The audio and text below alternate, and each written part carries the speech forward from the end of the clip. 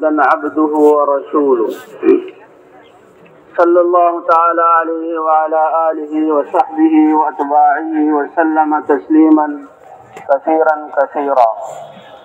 أما بعد فأعوذ بالله من الشيطان الرجيم. بسم الله الرحمن الرحيم. من عمل صالحا من ذكر أو أنثى وهو مؤمن فلنحيينه حياة طيبة ولنجزينهم أجرهم بأحسن ما كانوا يعملون. وقال تعالى ولو أن أهل القرى آمنوا واتقوا لفتحنا عليهم بركات من السماء والأرض ولكن كذبوا فأخذناهم بما كانوا يكسبون. وقال تعالى قل هذه سبيلي أدعو إلى الله على بصيرة أنا ومن اتبعني وسبحان الله وما أنا من المشركين. صدق الله العظيم. وقال رسول الله صلى الله عليه وسلم إن الله لا ينظر إلى صوركم ولا إلى أموالكم ولكن ينظر إلى قلوبكم وأعمالكم. وقال النبي صلى الله عليه وسلم عجبا لأمر المؤمن فإن أمره كله له خير إن أصابته سراء فشكر فله خير وإن أصابته ضراء فصبر فله خير وليس ذلك إلا للمؤمن. وقال النبي صلى الله عليه وسلم ألا فليبلغ الشاهد منكم الغائب أو كما قال النبي صلی اللہ علیہ وسلم. میرے محترم دوستوں، بزرگوں اور بھائیوں، اللہ تعالیٰ کی کریم ذات نے سارے انسانوں کو دنیا اور آخرت میں کامیابی دینے کے لیے اپنا دین مرحمت فرمایا ہے. نحمده ونصلي على رسوله الكريم. اما بعد. دوست بزرگ و محترم مہمان، ہم সালাতের পরে বললেন যে আল্লাহ তাআলা করিম, মেহেরবান, দয়ালু জাত, যে আল্লাহ তাআলা নিজের বান্দাদেরকে, মানুষকে সফলতা দেওয়ার জন্য আল্লাহ তাআলা দিন দিয়েছেন আমাদেরকে, کہ یہ انسان دنیا میں بھی کامیاب ہو جائے، آخرت میں بھی کامیاب ہو جائے. اس کے لیے اللہ نے اس کو ایک طریقہ زندگی کہ یہ اللہ کے لامحدود خزانوں سے ہمیشہ فائدہ اٹھانے والا بنے، اللہ کی قدرت سے فائدہ اٹھانے والا بنے اور اللہ اس سے راضی ہو جائے. اس کے لیے اللہ نے ایک طریقہ زندگی عطا فرمایا جس کا نام دین ہے. আল্লাহ তাআলা সমস্ত মানুষকে, কি মানুষ এই দুনিয়ার মানুষ কিভাবে দুনিয়ার মধ্যে সফল কাম হইতে পারে, মরার পরে আখিরাতের জিন্দেগি সফল কাম হইতে পারে, এই জন্য মানুষকে দুনিয়ার মধ্যে একটা জিন্দেগি চলার একটা তরিকা দিয়েছে.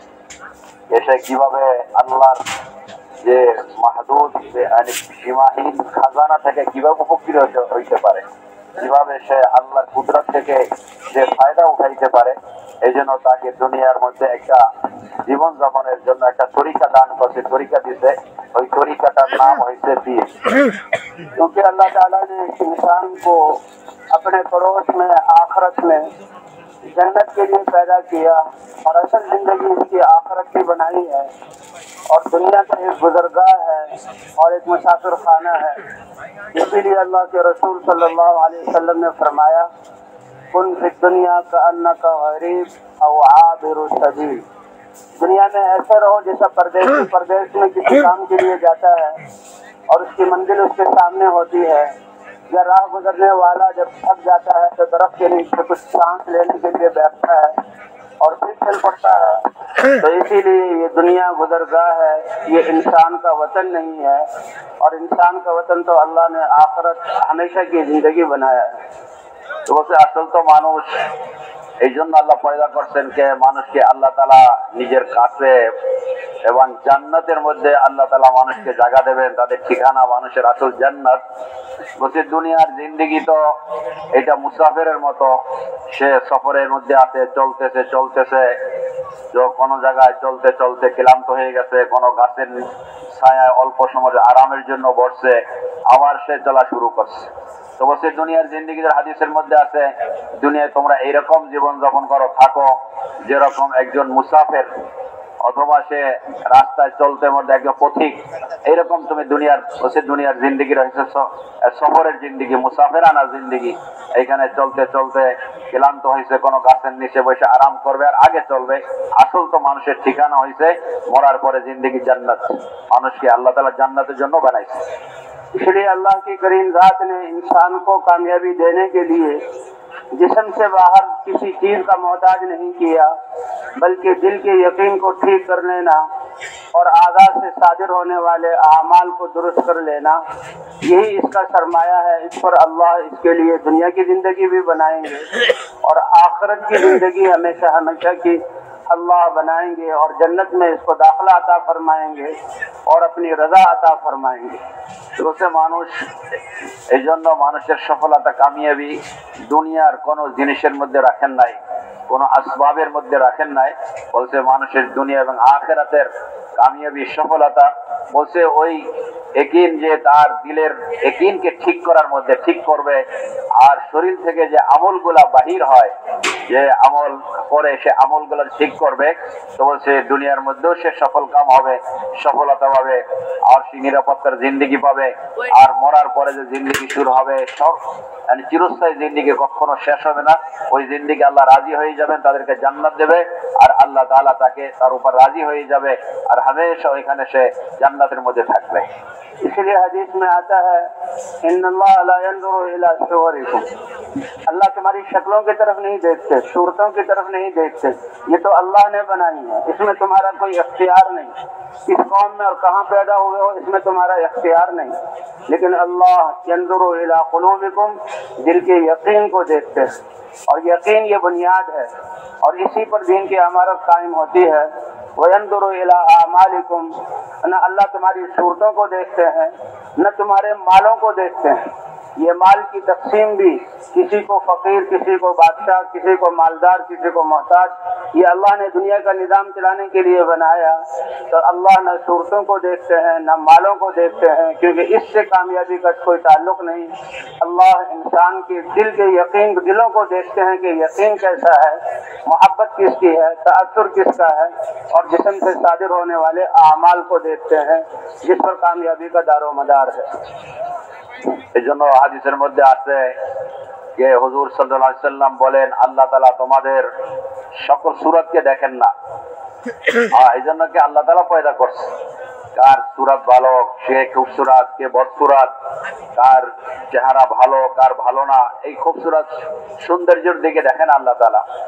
বলকে আল্লাহ তাআলা তোমাদের দিলের মধ্যে দেখে, কে দিলের দিকে দেখে, দিলের মধ্যে কার একিন, দিলের মধ্যে কার তাহাক্কুক, দিলের মধ্যে কার মহাব্বত, কার প্রভাব, কার তাআসসুর দিলের মধ্যে আছে, দিলের দিকে দেখে।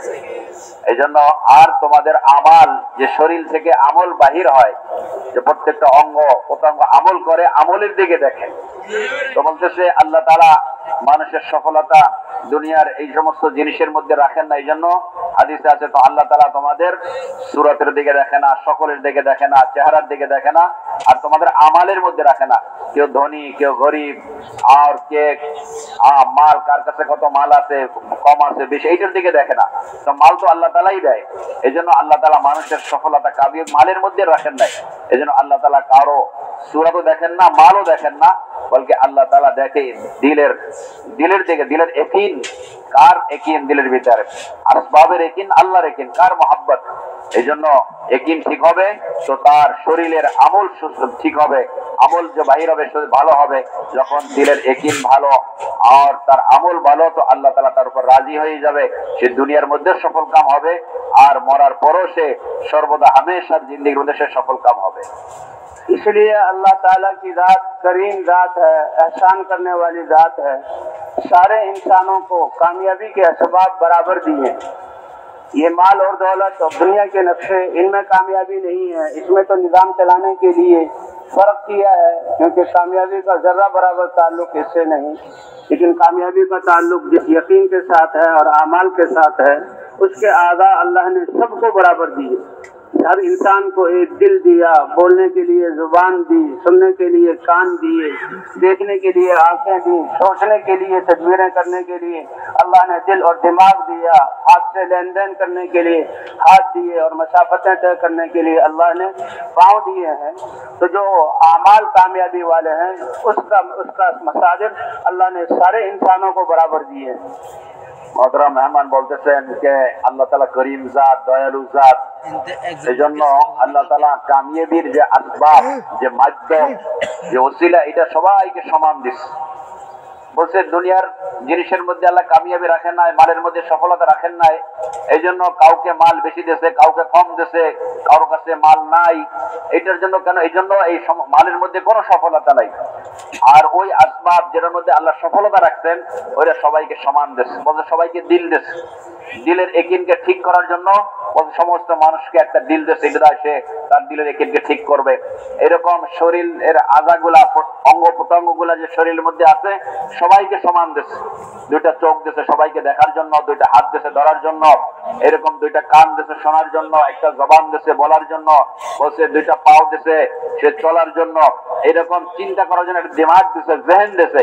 তো বলছে আল্লাহ দয়ালু জাত, করিম জাত, মেহেরবান, সে ওই জিনিস যার মধ্যে আল্লাহ কামিয়াবি রাখছেন যে আসবাবের মধ্যে, বলছে ওইটা সবাইকে সমান দিয়েছে যেন মানুষ নিজের একিনকে ঠিক করতে পারে আর সে আমালগুলা ঠিক করবে তো দুনিয়ার মধ্যে সে কামিয়াব হবে, মরার মধ্যে সফল কাম হবে। इसलिए सारे इंसान सब मालदार बन जाएं ये मुमकिन नहीं, सारे बादशाह बन जाएं ऐसा हो नहीं सकता, सारे जमींदार बन जाएं, सारे कारखाने वाले बन जाएं, जिसमें कामयाबी समझते हैं ये नामुमकिन है। इंसान की अकल भी इसको तस्लीम नहीं करती। इसमें तो कोई बादशाह होगा, कोई फकीर होगा, लेकिन सारे ईमान वाले बन जाएं और सारे तकवे वाले बन जाएं और सारे दीनदार बन जाएं, ये बिल्कुल आयन मुमकिन है। और तकवे और ईमान और आमाल के एतबार से इंसान की कीमत होगी अल्लाह के यहाँ।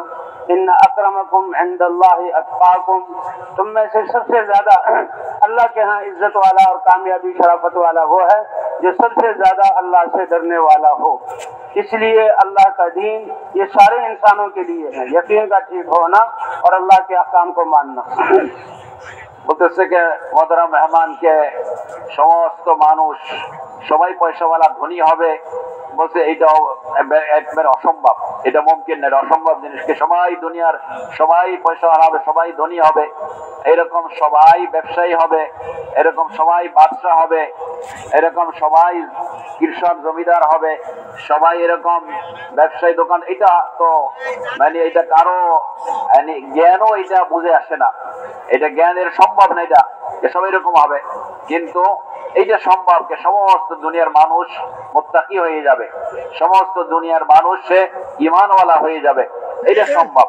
যে এই জন্য যে এই যে আল্লাহ তাআলা মানুষকে সফলতার যে আসবাব, সফলতার জন্য যে জিনিসগুলো দিয়েছে ওইটা সবাই এটা হাসিল করতে পারে আর সবাই সমানভাবে এটা পাইতে পারে। এই জন্য আল্লাহ হাদিসের মধ্যে আছে তোমাদের মধ্যে সবচেয়ে আল্লাহর কাছে যে নৈকট্য হাসিল করনে ওয়ালা বা সবচেয়ে আল্লাহর কাছে সম্মানিত ওই ব্যক্তি যে যে যত বেশি সে আল্লাহকে বেশি ভয় করবে, যার যত বেশি তার দিলের ভিতরে ভয় হবে সে অত বেশি সে আল্লাহর কাছে, আল্লাহর কাছে সম্মানিত সে। তো বলছে আল্লাহর কাছে হওয়ার জন্য, আল্লাহর নৈকট্য পাওয়ার জন্য, আল্লাহকে রাজি করার জন্য আসবাব এটা সবার জন্য সমান আর সবাই এটা হাসিল করতে পারে। सबसे फकीर इंसान ईमान और अमाल वाला हो वो इज्जत वाला है और दुनिया में भी कामयाब है, आखिरत में भी कामयाब है। दरमियाने दर्जे का माल वाला अगर वो ईमान और अमाल वाला है तो ये माल अल्लाह के दीन के खिलाफ नहीं है, बल्कि इस माल की नेमत में भी अल्लाह के अहकाम को पूरा करना वो भी कामयाबी हासिल कर सकता है। हत्ता के बादशाह के लिए भी कामयाबी हासिल करने का तरीका दिल के यकीन का दुरुस्त होना और अमाल का ठीक होना है। हजरात अंबियाए किराम जो ईमान की मेहनत को लेकर आए, दिलों पर मेहनत की, इंसानों के लिए दीन लेकर आए और उम्मतों को दीन पर चलाया, اور دین پر چلانے کی وجہ سے اللہ نے باطل کو مٹایا۔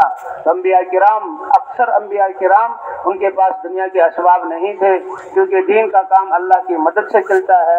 اللہ نے اپنی قدرت ظاہر کرنے کے لیے نبیوں کو اسباب دنیا کے نہیں دیے، اسباب دنیا والوں کے پاس تھے، پھر اللہ نے نبیوں کی مدد کی۔ لیکن یوسف علیہ السلام، سلیمان علیہ السلام، داؤد علیہ السلام، یہ حضرات انبیاء کرام ہیں، ان کو اللہ نے بادشاہت بھی عطا فرمائی کہ دنیا کا کوئی شعبہ بھی یہ دین کے مخالف نہیں ہے۔ بادشاہ ہوتے ہوئے اللہ کو راضی کر سکتا ہے، مالدار ہوتے ہوئے اللہ کو راضی کر سکتا ہے، صنعت کار اپنی صنعت کے ساتھ اللہ کو راضی کر سکتا ہے، اور فقیر اپنے فقر کے ساتھ اللہ کو راضی کر سکتا ہے۔ اصل اللہ کی رضا کا حاصل ہو جانا اور اللہ کی رضا کا حاصل হো জানা ये जन्नत से भी बड़ी चीज है। محترم মেহমান বলতেছে যে দুনিয়ার মধ্যে সবচেয়ে গরিব সে যদি আল্লাহর হুকুম পুরা করে, ইয়াকিনকে ঠিক করে, আল্লাহর আহকামাত পুরা করে, বলছে সে আল্লাহ তার উপর রাজি হবে, সে দুনিয়ার মধ্যে কামিয়াব, মরার পর্যন্ত কামিয়াব।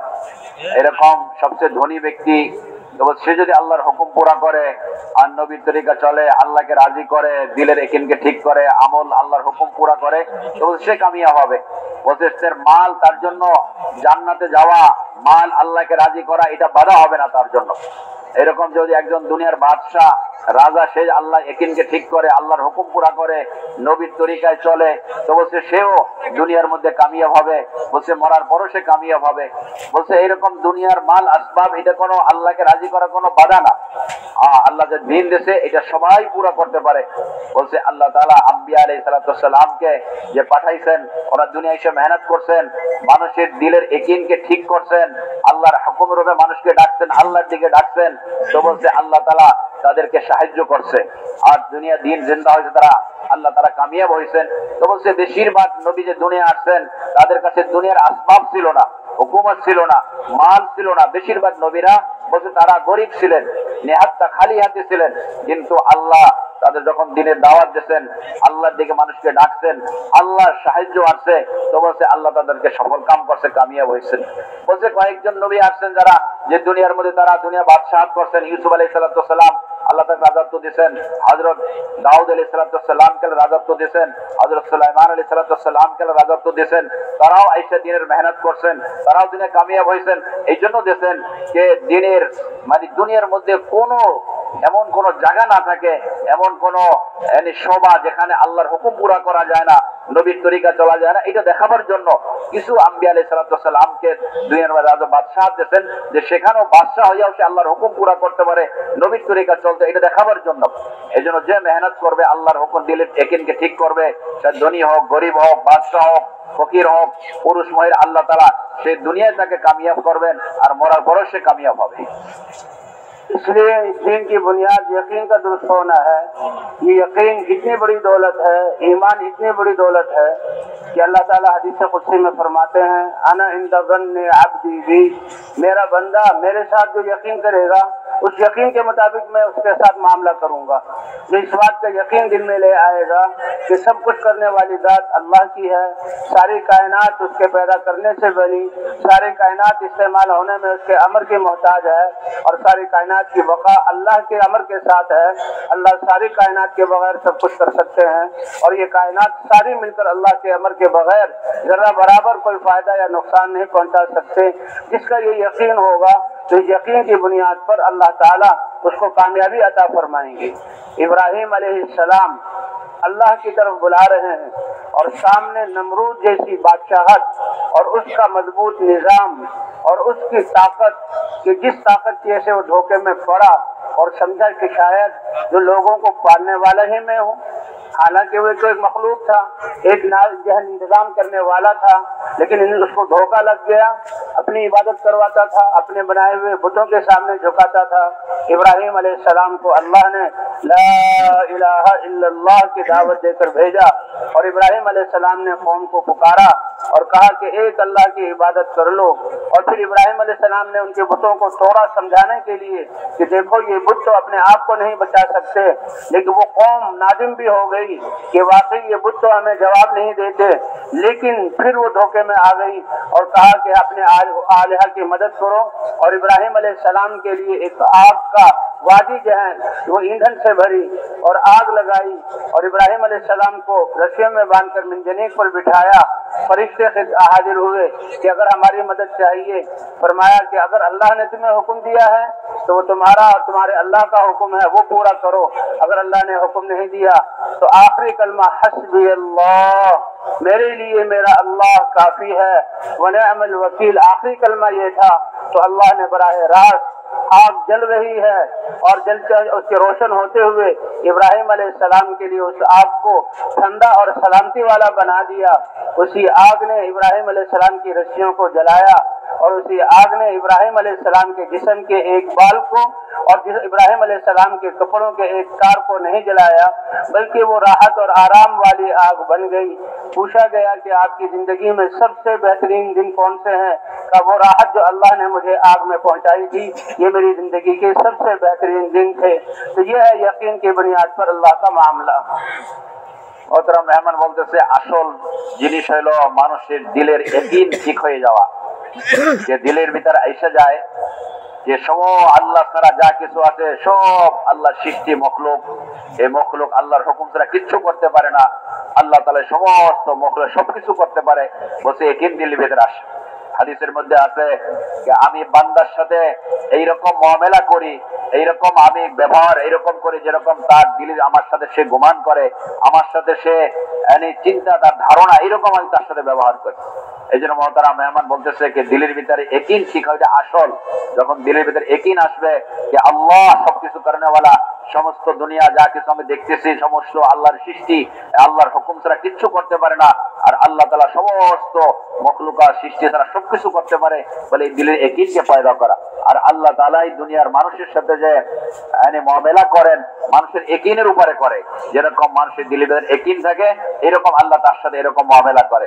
বলছে ইব্রাহিম আলাইহিস সালাম আল্লাহ নবী ছিলেন, বলছে নমরুদ ওইখানের বাদশা ছিল, সে এত তার তাকাব্বুরি অহংকারী ছিল, নিজেকে খোদাই দাবি করছে, আর সে তার ইসলামকে চলতে চলতে এরকম তার দিলের ইয়াকিনকে আমি রব আর সমস্ত দুনিয়া আমি পালি, আমি তাদেরকে খাওয়াই, এর ইয়াকিন ছিল, সে নিজেকে অনেক বড় মনে করত।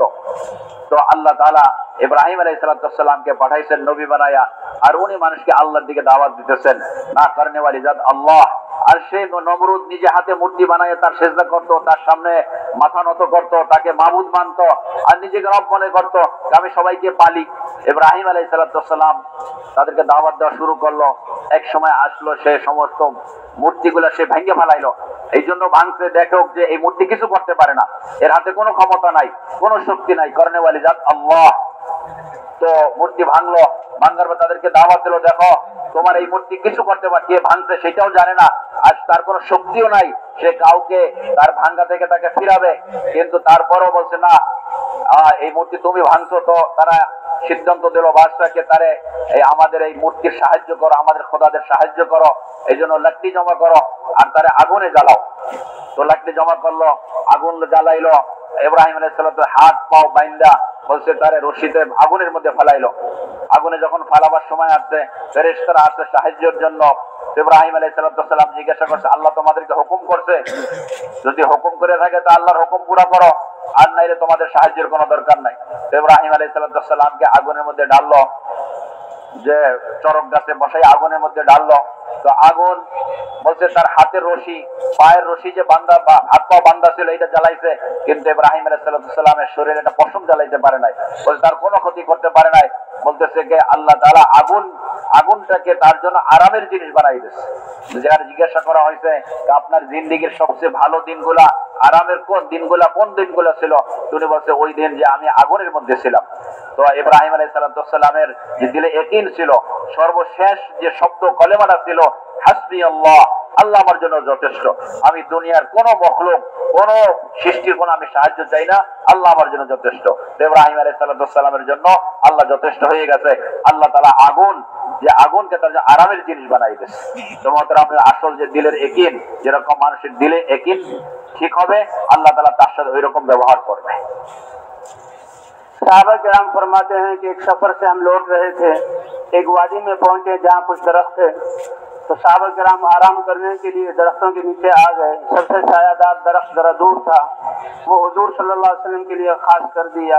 आप भी आराम करने लगे, तलवार दरख्त पर लटका दी। सहाबा किराम कुछ दूर थे।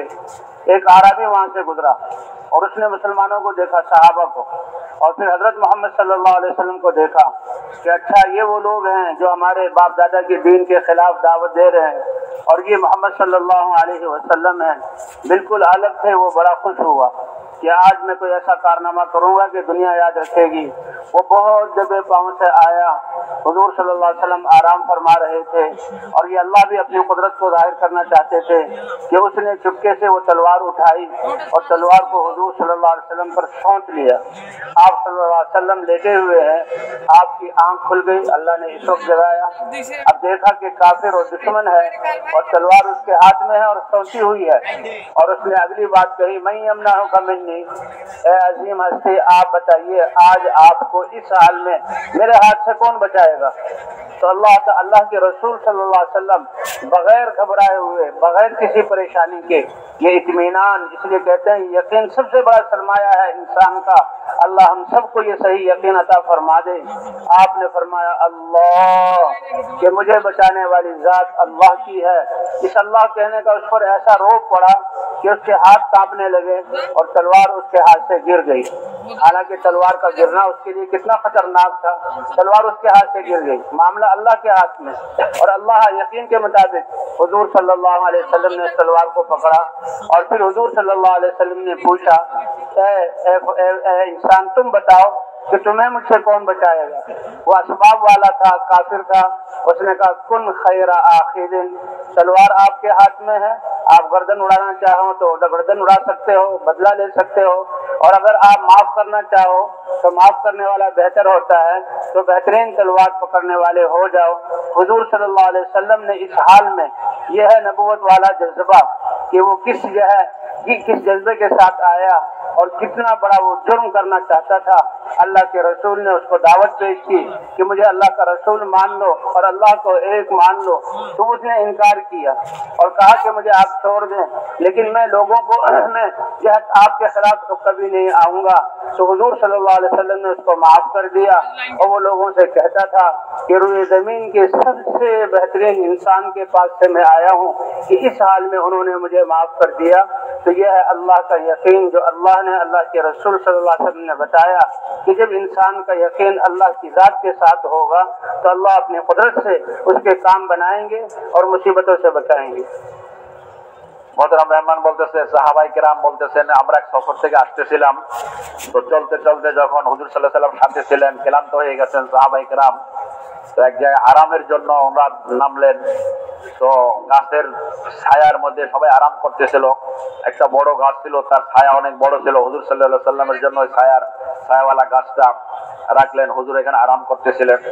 তরবারিটা গাছের সাথে ঝুলানো ছিল আর সাহাবায়ে কেরাম দূরে দূরে আরাম করতেছিলেন। তো এক কাফের এখান থেকে যাইতেছিল, গ্রাম্য এক কাফের দেখতেছে কি মুসলমান এখানে আরাম করতেছে আর ওনাদের নবী যে হুজুর সাল্লাল্লাহু আলাইহি ওয়াসাল্লাম শুয়ে আছেন, তো ওনাকে আমি শেষ করে দিই, এইখানে এমন একটা কাজ করি, দুনিয়াওয়ালারা দেখবে যে আমি কত বড় কাজ করছি। তো এই নিয়ত করে সে হাতে তরবারি নেছেন আর তরবারি গেলাপ থেকে বের করছেন আর হুজুর সাল্লাল্লাহু আলাইহি ওয়াসাল্লামকে কতল করার জন্য তরবারি উঠাইছেন। তো এই অবস্থায় হুজুরের ঘুম ভেঙে গেছে। হুজুর সাল্লাল্লাহু আলাইহি ওয়াসাল্লাম দেখতেছে যে হাতে তরবারি, আর সে যখন হুজুরের ঘুম ভাঙছে বলতেছে তোমাকে আমার হাত থেকে কে বাঁচাবে। হুজুর তো শুয়ে আছেন, তার হাতে তরবারি, হুজুর খালি হাতে আর শুয়ে আছেন। তো হুজুর সাল্লাল্লাহু আলাইহি ওয়াসাল্লামের দিলের ইয়াকিন কি ছিল, যে বলতে ইয়াকিন হলো আসল, ইয়াকিনের উপর আল্লাহ তাআলা তার সাথে ব্যবহার করে। হুজুর সাল্লাল্লাহু আলাইহি ওয়াসাল্লাম শুয়ে বলতেছে আল্লাহ, এই শব্দ বলার সাথে সাথে এমন দিলে ইয়াকিনের সাথে বাইরেছে, তার হাত কাঁপা শুরু করছে, তার তরবারি তার হাত থেকে পড়ে গেছে। হুজুর সাল্লাল্লাহু আলাইহি ওয়াসাল্লাম তরবারি হাতে নেছেন আর যখন হুজুর সাল্লাল্লাহু আলাইহি ওয়াসাল্লাম জিজ্ঞাসা করলেন এখন বলো তোমাকে আমার হাত থেকে কে বাঁচাবে, তো বলছে ইয়াকিন হইলে আসল যেরকম ইয়াকিন হবে ওইরকম সে আল্লাহর কুদরত থেকে ফায়দা উঠাইতে পারবে। তো বলছে তার তো সে আল্লাহকে চেনে না, তার দিলের ভিতরে ইয়াকিন ছিল না আল্লাহ করনেওয়ালা। তো সে কি বলতেছে কোন খায়রা আখিদিন, আপনি উত্তম তরবারি ধারণ করেন হয়ে যান, যে আপনার হাতে তরবারি, আপনি যে আমাকে চান আমাকে আপনি কতল করতে পারেন, খুন করতে পারেন, আর যদি আপনি চান আমাকে মাফ করতে পারেন, উত্তম তরবারি ধারণ করেনওয়ালা কে, যে কাবু পাইয়াও তাকে মানুষকে ছেড়ে দেয়, আপনাকে মাফ করে দেন। হুজুর সাল্লাল্লাহু আলাইহি সাল্লাম বলছে কি জজবা ছিল, ইয়াকিন কি ছিল, আর নবুয়তের এইটাই এক একটা লোক যেন হেদায়েত পাইতে পারে। তাকে দাওয়াত দিলেন, হুজুর তারা ছেড়ে দেন, দাওয়াত দিলেন তো মুসলমান হয়ে যাও। সে বলে না আমি মুসলমান হব না, কিন্তু আপনার সাথে আমি ওয়াদা করতেছি আপনার বিরুদ্ধে যুদ্ধ করব না আমি, আর যারা আপনার সাথে যুদ্ধ করবে তাদের সাথেও আমি হব না। হুজুর সাল্লাল্লাহু আলাইহি সাল্লাম তাকে ছেড়ে দিলেন, সে চলে গেছেন। যাই বলতেছে আমি দুনিয়ার মধ্যে সবচেয়ে উত্তম চরিত্রবানওয়ালা লোকদের কাছ থেকে আমি ফেরত আসি তোমাদের কাছে, সবচেয়ে উত্তম চরিত্রওয়ালা। তো বলতেছে ভাই দোস্ত বুজুর্গ, যে হুজুর সাল্লাল্লাহু আলাইহি সাল্লামের কি জজবা ছিল, ইয়াকিন ছিল। যখন মানুষের আসল হলো ইয়াকিন, যখন মানুষের ইয়াকিন আসবে, সে আল্লাহ থেকে, আল্লাহর খাজানা থেকে, আল্লাহর কুদরত থেকে ইয়াকিন যে পরিমাণ হবে ওই পরিমাণ সে ফায়দা উঠাইতে পারবে। इसलिए सारे अंबिया ने इंसानों की जिंदगी को दुरुस्त करने के लिए, कामयाबी के रास्ते पर डालने के लिए जो अल्लाह का दीन लेकर आया उसकी इब्तिदा ला इलाहा इल्लल्लाह की दावत से की। सालों इस कलमे की दावत दी ताकि सारी चीजों का यकीन निकल कर एक अल्लाह की जात पर यकीन आ जाए कि अकेले अल्लाह तन्हा वही इबादत के लायक हैं, उसके अलावा कोई इबादत के लायक नहीं, और कामयाबी उसी पर ईमान लाने में है और उसके उतारे हुए अहकाम में है। इब्राहिम अलैहिस्सलाम को अगला हुक्म हुआ कि जवान बीवी है हाजर अलैहिस्सलाम और 90 साल से ज्यादा उम्र हो गई, अल्लाह ने इस्माइल अलैहिस्सलाम जैसा बच्चा अता फरमाया, उस बच्चे से बहुत लगाव। अल्लाह का हुक्म हुआ कि अपनी इस बीवी को, जवान बीवी को और अपने इस प्यारे से बच्चे को मेरे हुक्म पर लो और छोड़कर जहां मैं कहूँ वहां छोड़ो। तो इब्राहिम अलैहिस्सलाम फलस्तीन और शाम के सरसब्ज इलाके से निकले और सफर शुरू किया। उर्दन के दश्त और बयाबान आए, फिर हिजाज के पहाड़ आए और बहुत लंबा सफर, और उन पहाड़ों में संगला और बड़ी गर्मी वाले इलाके में एक चबूतरा और एक वादी। वहां पर हुक्म हुआ कि अपनी इस बीवी को और बच्चे को यहाँ छोड़ दो। इब्राहिम अलैहिस्सलाम ने अपनी बीवी को उतारा और बच्चे को हवाले किया और वहां से जब सवारी का रुख मोड़ा तो वो एकदम हैरान हो गई कि अब तक तो इब्राहिम अलैहिस्सलाम का रास्ते में उतरना और मामला बिल्कुल घर वालों जैसा था, और अब बिल्कुल एक तरफ जहाँ रुख मोड़ के जा रहे हैं तो वो पूछने लगी इब्राहिम कहाँ छोड़ रहे हो और क्यों छोड़ रहे हो और किस वजह से छोड़ रहे हो। इब्राहिम अलैहिस्सलाम को जवाब देने की इजाजत नहीं। फिर खुद ही उनके दिल में आया कि ये तो अल्लाह के रसूल और अल्लाह के खलील हैं, अल्लाह की तरफ बुलाने वाले हैं, इनका तो कोई कदम अल्लाह के अमर के बगैर उठता ही नहीं। तो कहा अल्लाह ने इनको हुक्म दिया, तो ये जुबान से फरमाया अल्लाह अमरका बिहादा, ए इब्राहिम क्या अल्लाह ने आपको इसका हुक्म दिया है कि मैं जवान औरत को और मेरे दूध पीते बच्चे को आबादियों से, बस्तियों से, जिंदगी की असबाब से इतना दूर छोड़ दें और ऐसी जगह पर छोड़ दें जहाँ के संगलाब पहाड़, कितनी सख्त गर्मी और जो है खाने पीने के असबाब तो क्या गैर दी जरा, कोई ज़राअत का निशान भी नहीं, कोई साथ रहने वाला भी नहीं, कोई झोपड़ा भी नहीं बनाया। तो इब्राहिम अलैहिस्सलाम ने अशारा बिरासिही अन्नाम, घर सर से इशारा किया और जुबान से नाम फरमाया। बस इतना कहना था कि उस औरत ने क्या कहा, फिर आप तशरीफ ले जाइए, इज़न ला युज़य्यन अल्लाह, फिर तो मेरा अल्लाह हमें ज़ाय नहीं करेगा। इस यकीन की बुनियाद पर वो ठहर गई। फिर अल्लाह ने कैसे उनके लिए आब ज़मज़म जो है अता फरमाया और कैसे उस जगह एक शहर को आबाद किया और बैतुल्लाह अल्लाह ने बनवाया इस यकीन की बुनियाद पर। इज़न ला युज़य्यन अल्लाह, फिर तो अल्लाह हमें ज़ाय नहीं करेंगे। বলতেছে আম্বিয়া আলাইহিস সালাম আল্লাহর কাছ থেকে, আল্লাহর পক্ষ থেকে যে দ্বীন নিয়ে আসছে, বলছে ওই দ্বীনের সবচেয়ে বুনিয়াদি জিনিস ছিল, সবচেয়ে প্রথম, সবচেয়ে আসল জিনিস ছিল, ইয়াকিন ছিল, এই কালেমা ছিল লা ইলাহা ইল্লাল্লাহ। বলছে সমস্ত নবীরা সেই ঈমানের আর এই কলমার উপর মেহনত করছে, মানুষের দিলের, মানুষের ইয়াকিন কিভাবে ঠিক হয়ে যায়। সমস্ত নবীদের দাওয়াত এটাই ছিল, এটার উপরে সালা সাল মেহনত করছেন নবীরা, যে দিলের ইয়াকিন, আল্লাহ করনেওয়ালা, আল্লাহ খালেক মালিক, আল্লাহ সবকিছু করে, আর সমস্ত দুনিয়া যে আমাদের সামনে জিনিস আসবাব, এটা মখলুক, আল্লাহর হুকুম ছাড়া করতে পারে না। বলছে এই দুনিয়ার এই ইয়াকিন মানুষের দিল ভিতরে আইসা যায়, এটার উপরে নবীরা মেহনত করছে। বলছে ইব্রাহিম আলাইহিস সালাম উনি ওইখান থেকে শাম দেশে বসবাস করতেন, ওনার বিবি, জওয়ান বিবি ছিল, 90 বছর উপর বা কম বেশি সময় তার আল্লাহ তার কাছে ছেলের সন্তান দান করছেন, তো খুব খুশি ছিল, ছেলে হয়েছে। তো আল্লাহ তাআলা ওনাকে হুকুম করছেন যে আপনার এই ছেলে আর এই বিবিকে নিয়ে বাইতুল্লাহ, এখন যেখানে বাইতুল্লাহ আছে মক্কা শরীফ, এইখানে রেখে আসেন। তো আল্লাহর হুকুমে উনি ওনার বিবিকে বাচ্চাকে উটের উপরে বসাই ওখান থেকে যে শাম দেশ, আমাদের দেশের মধ্যে এরকম বলছে গাছপালা সাতসব দেশ, ওখানে সবকিছু হয় ওখানে, ওইখান থেকে চলতে চলতে চলতে উর্দানের যে মরুভূমি পাহাড়ি এলাকা, ওখানে এখানে রেগিস্তান মরুভূমি, ওইখান থেকে পার হইয়া এই যে হিজাজের বাইতুল্লাহ যেখানে আছে, এখানে পাহাড়ি এলাকায় আসছেন। এখানে কোনো জিনিস পয়দা হয় না, এরকম জমিন কোনো জিনিস পয়দা হয় না, পানি নাই, গরম অনেক বেশি। এইখানে তার ওনার এই জওয়ান বিবিকে আর একটা বাচ্চা, দুধের বাচ্চাকে রাইখা উনি চলে যাচ্ছে। ওনাকে রাইখা যখন যাইতেছে, তো পুরা সফরের ভিতরে এইরকম ছিল যেরকম স্বামী স্ত্রী যেরকম ব্যবহার করছে এরকম, কিন্তু এখন রাইখা উনি চলে যাচ্ছে যেরকম তাদের সাথে কোনো সম্পর্কই নাই, যেরকম চিনি না এরকম চলে যাচ্ছে। কোনো কথা বলার, আল্লাহর পক্ষ থেকে কোনো কথা বলার অনুমতি নাই। তো এখন বিবি পরেশান হয়ে গেছে, কোথায় আমাদেরকে রেখে যাচ্ছে, কেন? তুমি জিজ্ঞাসা করছে, ইব্রাহিম তুমি আমাদের কোথায় রেখে যেতেছ, কেন রেখে যেতেছ, কি কারণে রেখে যেতেছ জিজ্ঞাসা করতেছ, কিন্তু কথা বলার অনুমতি নাই। এর সাথে সাথে দিলের ভিতরে আসছে, কিন্তু আল্লাহর নবী, তিনি তো আল্লাহর হুকুম ছাড়া কোনো কাম করেন না। তো উনি জিজ্ঞাসা করছে, এটা কি আল্লাহর হুকুম? আল্লাহ আপনাকে হুকুম করছে আমাদেরকে এখানে রেখে যাওয়ার জন্য?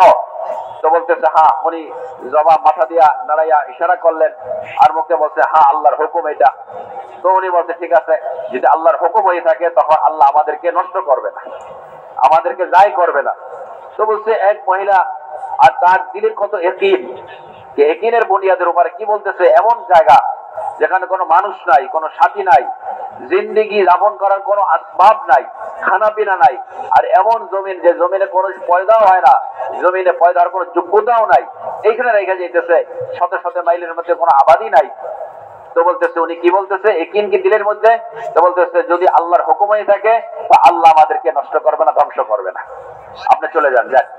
উনি চলে গেছেন। তো বলছে আমরা সবাই জানি যে কিভাবে আল্লাহ তাআলা তাদেরকে এই এক মহিলার বাচ্চা কিভাবে ওইখানে প্রবেশ করছেন, পালছেন, আর ওইখানে এই শহরকে বাইতুল্লাহ আর মক্কা শরীরকে আবাদ করছেন, বাইতুল্লাহ বানাইছেন। তো বলছে এটি একিনের বুনিয়াদের উপরে। তো যে আল্লাহ তাআলা নবীদেরকে পাঠাইছেন, নবীরা সবচেয়ে আগে মেহনত করছেন যে মানুষের দিলের একিন ঠিক হয়ে যায়। যখন একিন ঠিক হবে বলছে তার আমল ঠিক হবে, যখন আমল ঠিক হবে তো বলছে দুনিয়ার মধ্যে সে সফল কাম হবে, আল্লাহর কুদরত থেকে ফায়দা উঠাইতে পারবে, মরার পরে সফল কাম হবে। इस यकीन की बुनियाद पर आजमाइश आई कि जो थैले में थोड़ी खजूरें थी थोड़े अरसे बाद खत्म हो गई, मशकीले में पानी था खत्म हो गया, खुद बहुत सख्त प्यासी और भूखी हो गई, और फिर बच्चे के लिए भी दूध न रहा, और बच्चा जब भूख की वजह से उसने ऐंठना शुरू किया और जिस्म मुड़ने लगा, और जो है उसने एड़ियां जमीन पर रगड़ना शुरू की, बर्दाश्त न हुआ, सफा मरवा के दरमियान दौड़ी। तो इस यकीन की बुनियाद पर इम्तिहान तो आया, लेकिन इम्तिहान में पूरा उतरी। अल्लाह ने आबे जमजम, वहां से जहाँ चश्मा चालू किया, जिब्राइल उतरे और आबे जमजम, उस आबे जमजम के जरिए से अल्लाह ने उनकी प्यास को भी दूर किया, भूख को भी दूर किया, कमजोरी को भी दूर किया।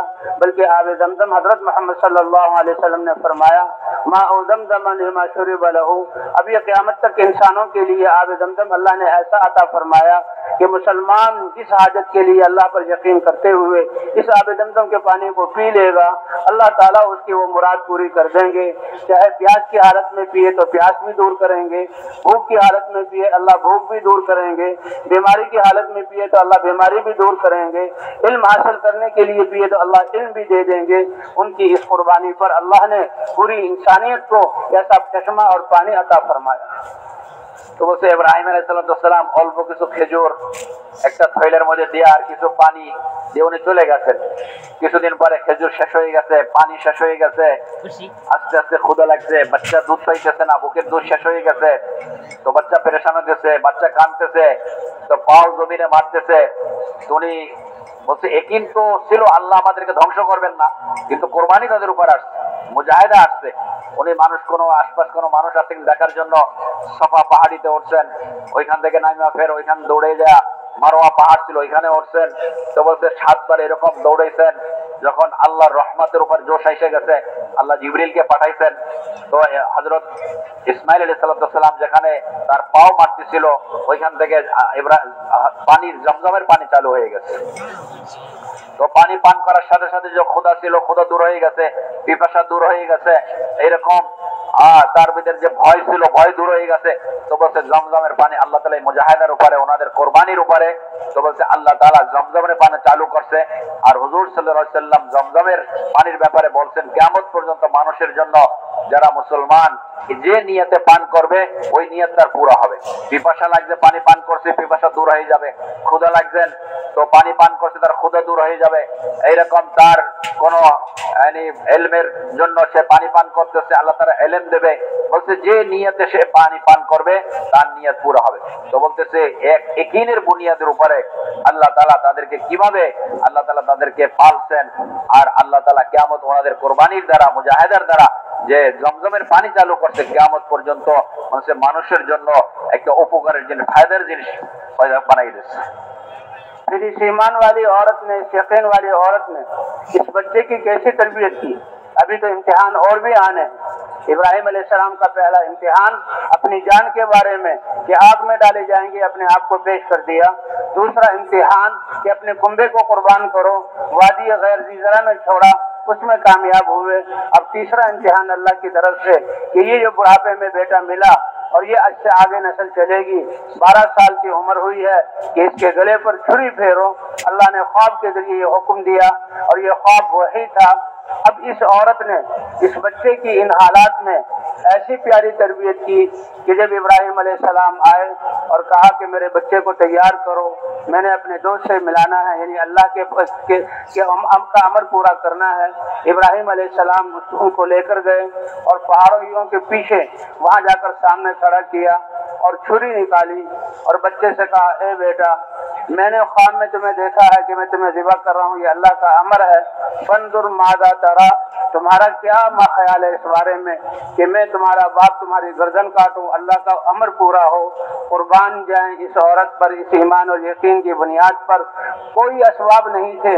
कैसी प्यारी तरबियत की कि बच्चा भी खुशी के मारे उछल पड़ा और बहुत प्यारे अलकाब से बाप को पुकारा, या अबति फ़अल मा तुअमर सतजीदुनी इंशाअल्लाह मिनस साबिरीन।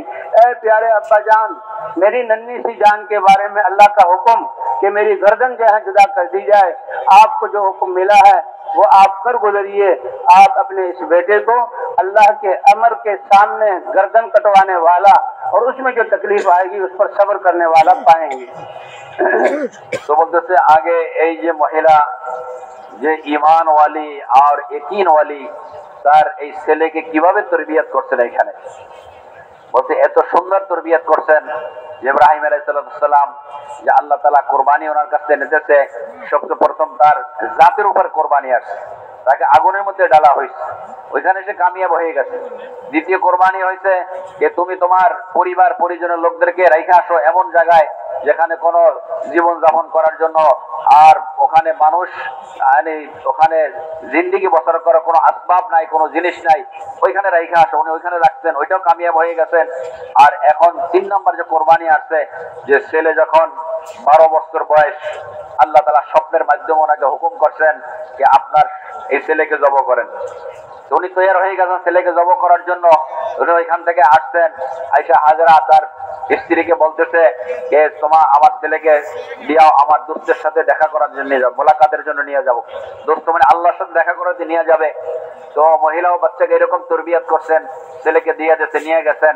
পাহাড়ের ওই পাশে যখন মিনা ওখানে গেছেন, পাহাড়ের এক পাশে যাইয়া ছুরি বের করছে আর বলতেছে যে আই ছেলে, আমাকে আল্লাহ তাআলা স্বপ্নের মাধ্যমে হুকুম করছে যে আমি তোমাকে জব করবো আল্লাহর জন্য, তোমার কি রায়?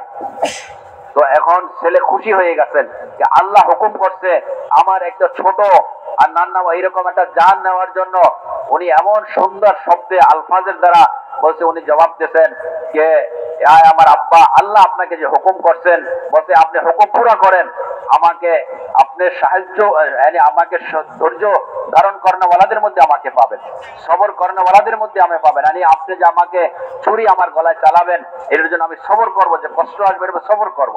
তো বলতেছে যে এক মহিলা তার বাচ্চাকে কিভাবে তরবিয়ত করছেন, তার মাও তৈরি হয়ে গেছেন, তার ছেলেও তৈরি হয়ে গেছেন, কে নিজেকে নিজে জবা হওয়ার জন্য, আল্লাহর জন্য কোরবানি করার জন্য। তো বলছে এটা সব ইয়াকিনের বুনিয়াদের উপরে। अल्लाह के अमर पर अपनी जान को आग के लिए पेश किया, अल्लाह ने हिफाजत की। अल्लाह के अमर पर बीवी और बच्चे को जो हलाकतों की जगह में छोड़ा, अल्लाह ने वहां पाल कर दिखाया। और अभी बच्चा छुरी के नीचे है तो अल्लाह ने अपना अमर देकर छुरी के नीचे हिफाजत की। कहते हैं एक नबी के जिस्म में 4000 आदमी की ताकत होती है, तो वो 4000 बाजू वाली ताकत से वो छुरी फेर रहे हैं। अल्लाह ने मना किया, खबरदार ये छुरी इब्राहिम इस्माइल अलैहिस्सलाम के जिस्म के बाल को भी काटे। अल्लाह ने जन्नत से मेंढा उतारा और वो ज़िबा हो गया। इब्राहिम अलैहिस्सलाम ने देखा कि गला कट चुका है, खून के फुआर लग चुके हैं, तो खुश हो गए कि अल्लाह का अमर पूरा हुआ।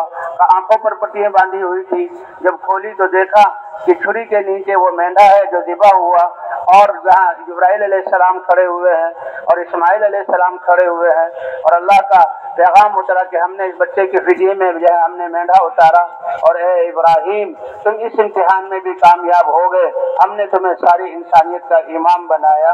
तो इस हुक्म की बुनियाद हुक्म को पूरा किया।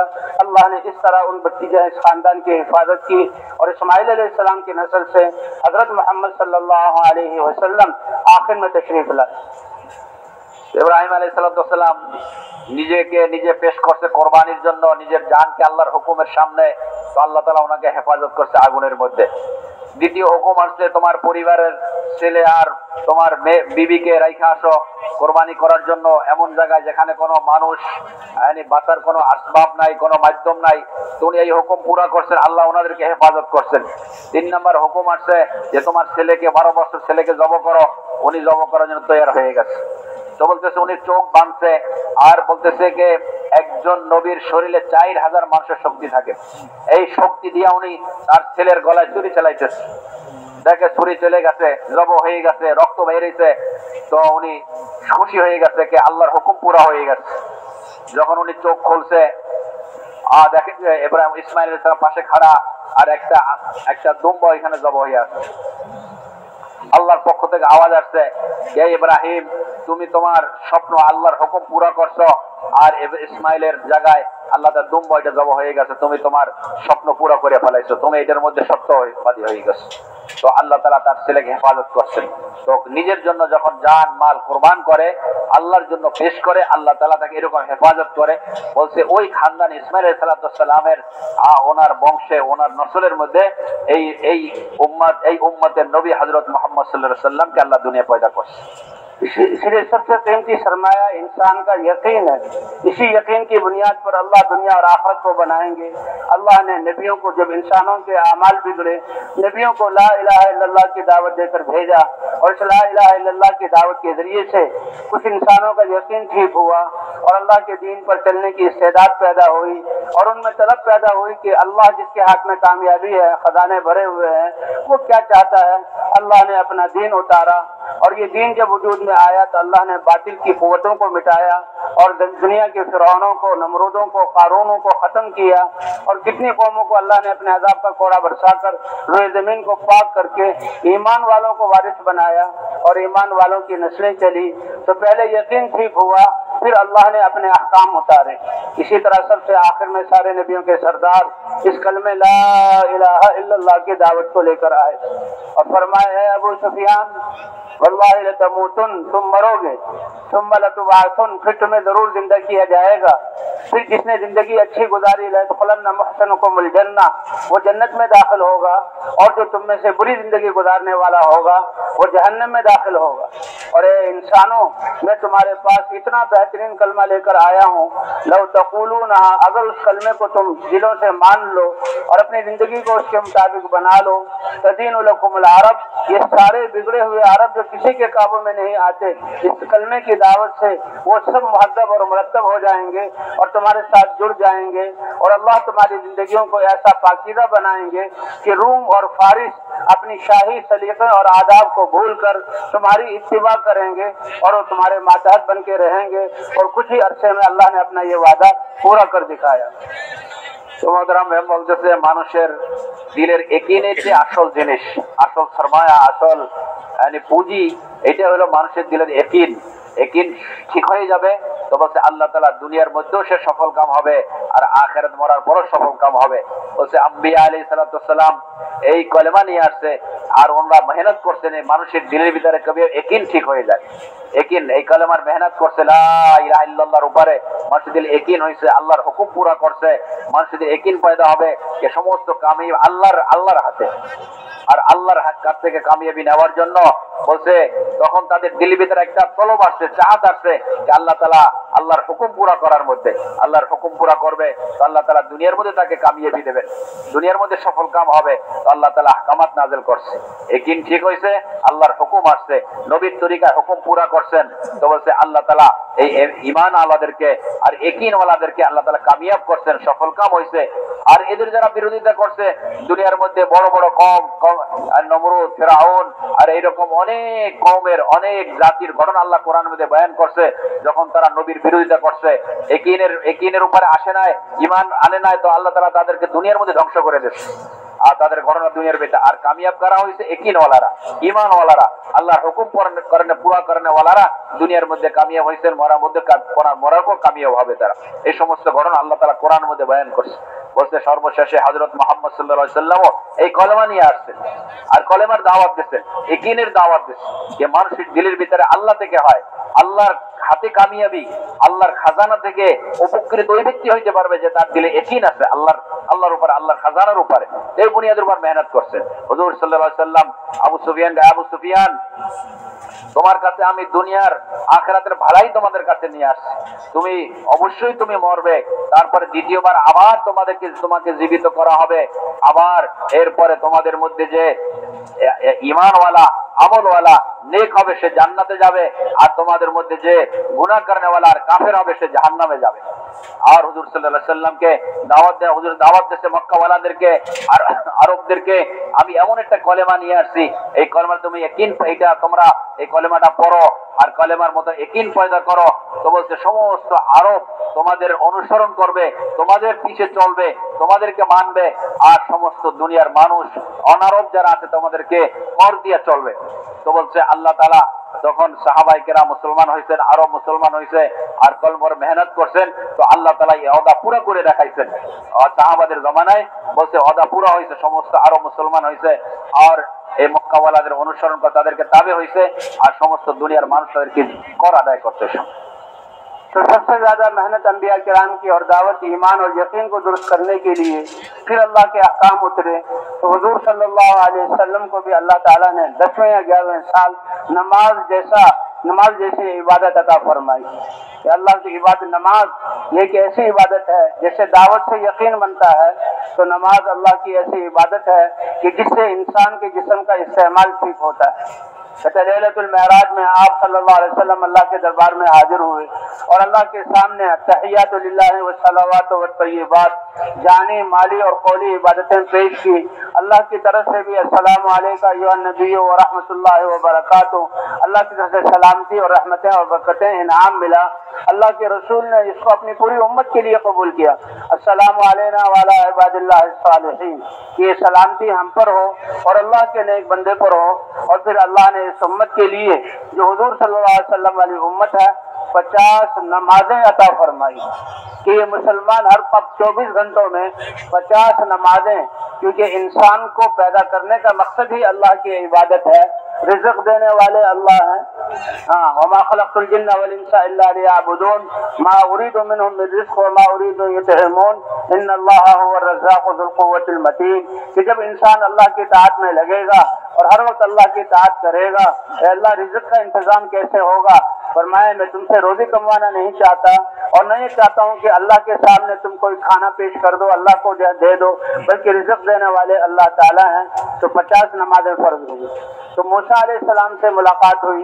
मूसा अलैहिस्सलाम ने पूछा, ए मोहम्मद सल्लल्लाहु अलैहि वसल्लम, आपकी उम्मत को क्या इनाम अल्लाह ने दिया? कि 50 नमाजें। कहा कम करवाओ, मैंने उम्मत को आजमाया है, ये इंसान बड़े कमजोर हैं, वो 50 नमाजें नहीं पढ़ सकते। अहादीस में आता है कि 9 दफा अल्लाह के दरबार में हाजिरी हुई, 45 नमाजें अल्लाह ने यहाँ कम कर दी और 5 नमाजें लेकर हुजूर सल्लल्लाहु अलैहि वसल्लम तशरीफ लाए। जब 5 नमाजें रह गई, इस पर भी मूसा अलैहिस्सलाम ने फरमाया اور کم کروا لیں۔ حضور نے فرمایا اب تو مجھے بھی شرم آتی ہے کہ میری امت 5 نمازیں بھی نہ پڑھ سکے۔ حضور 5 نمازیں لے کر آ رہے ہیں۔ اللہ کی طرف سے ندا آئی، اے پیارے نبی آپ کی امت نمازیں پاک پڑھے گی اور میں ان کو کم سے کم 50 نمازوں کا ثواب عطا کروں گا۔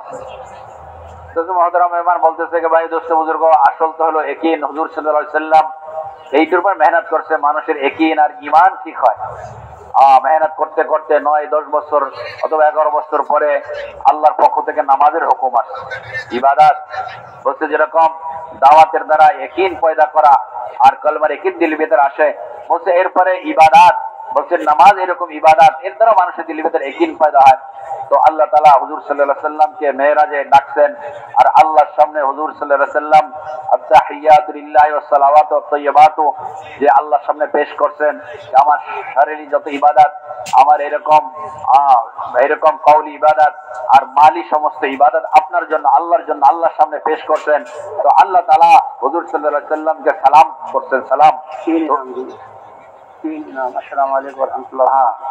তিনটা ইনাম দিয়েছে যে সালাম আর রহমত আর বরকত, তিন জিনিস, তিনটা পুরস্কার আল্লাহ তাআলা হুজুর সাল্লাল্লাহু আলাইহি সাল্লামকে দিয়েছে। হুজুর সাল্লাল্লাহু আলাইহি সাল্লামও তো নিজের জন্য না, বলছে আসসালামু আলাইহি আলা ইবাদ, yani তার সাথে সাথে আমার উপরে আর আমাদের সমস্ত নেক বান্দাদের উপরও আল্লাহ তাআলা সমস্ত আল্লাহ নেক বান্দাদেরকে এর উপর সমার করে নিয়েছে, শামিল করে নিয়েছে সবাইকে। তো আল্লাহর পক্ষ থেকে 50 ওয়াক্ত নামাজ আল্লাহ তাআলা হুকুম করছেন। তো আল্লাহ তাআলা এই জন্য 50 ওয়াক্ত নামাজ তো বলছে আল্লাহ মানুষের পয়দা করার উদ্দেশ্য হইল আল্লাহর ইবাদত। যেরকম আল্লাহ তাআলা কোরআন বলছে আমি মানুষকে পয়দাই করছি জিন ইনসানকে আমার ইবাদতের জন্য। আল্লাহ তাআলা দুনিয়া কামাবার জন্য পয়দা করে না মানুষকে, দুনিয়া কামাও। আল্লাহ তাআলা বলছে আমি জিন ইনসানকে আমার ইবাদতের জন্য পয়দা করছি। রিজিক রুজি বলছে আমি রুজি দেব। আর এটা আল্লাহ চায় না যে মানুষ রুজি কামাবে আর আল্লাহর সামনে রিজিক খানা পেশ করবে। বলছে রুজি তো দুনিয়ার খানা পেয়া রিজিক তো আল্লাহ তাআলা দিবেন। তো মানুষ তো আল্লাহ তাআলা পয়দাই করছে ইবাদতের জন্য। তো 50 ওয়াক্ত নামাজ নিয়ে আসছেন। হযরত মূসা আলাইহিস সালামের সামনে যাইতেছিলেন। তো মূসা আলাইহিস জিজ্ঞাসা করছে আল্লাহ তাআলা আপনার উম্মতের উপর কি ফরজ করছেন? বলছে 50 ওয়াক্ত নামাজ আল্লাহ ফরজ করছে। তো হযরত মূসা আলাইহিস সালাম বলছেন আমি বনি ইসরাইলকে আজমাইছি, পরীক্ষা করছি, ওরা মানুষ অনেক দুর্বল কমজোর, তারা এই 50 ওয়াক্ত নামাজ পড়তে পারবে না, আপনি যান আল্লাহর কাছে কম করে নিয়ে আসেন। তো বলছে হাদিসের মধ্যে আছে হুজুর সাল্লাল্লাহু আলাইহি সাল্লাম 9 বার ফেরত গেছেন আল্লাহর কাছে, আর কম করতে করতে করতে শেষে 5 ওয়াক্ত নামাজ বাকি ছিল। 5 ওয়াক্ত নামাজ নিয়ে যখন নিয়ে আসছেন মূসা আলাইহিস সালাম বলছে কত আছে? 5 ওয়াক্ত। বলছে আপনি এটাও আপনার উম্মত পড়তে পারবেন, আপনি যান আরো কম করান। হুজুর সাল্লাল্লাহু আলাইহি সাল্লাম বলছে আমার তো এখন শরম আসতেছে যে আমি আবার আল্লাহর কাছে যাব যে আমার উম্মত 5 ওয়াক্ত নামাজও পড়তে পারবে না, আমি আর ফেরত যাব না। তো এখান থেকে 5 ওয়াক্ত নামাজ নিয়ে আসতেছেন, আল্লাহর পক্ষ থেকে আওয়াজ আসছে আয় মুহাম্মদ সাল্লাল্লাহু আলাইহি সাল্লাম আপনার উম্মত তো 5 ওয়াক্ত নামাজ পড়বে কিন্তু 50 ওয়াক্তের সওয়াব তারা পাবে, 50 ওয়াক্তের সওয়াব পাবে দুনিয়ার মধ্যে।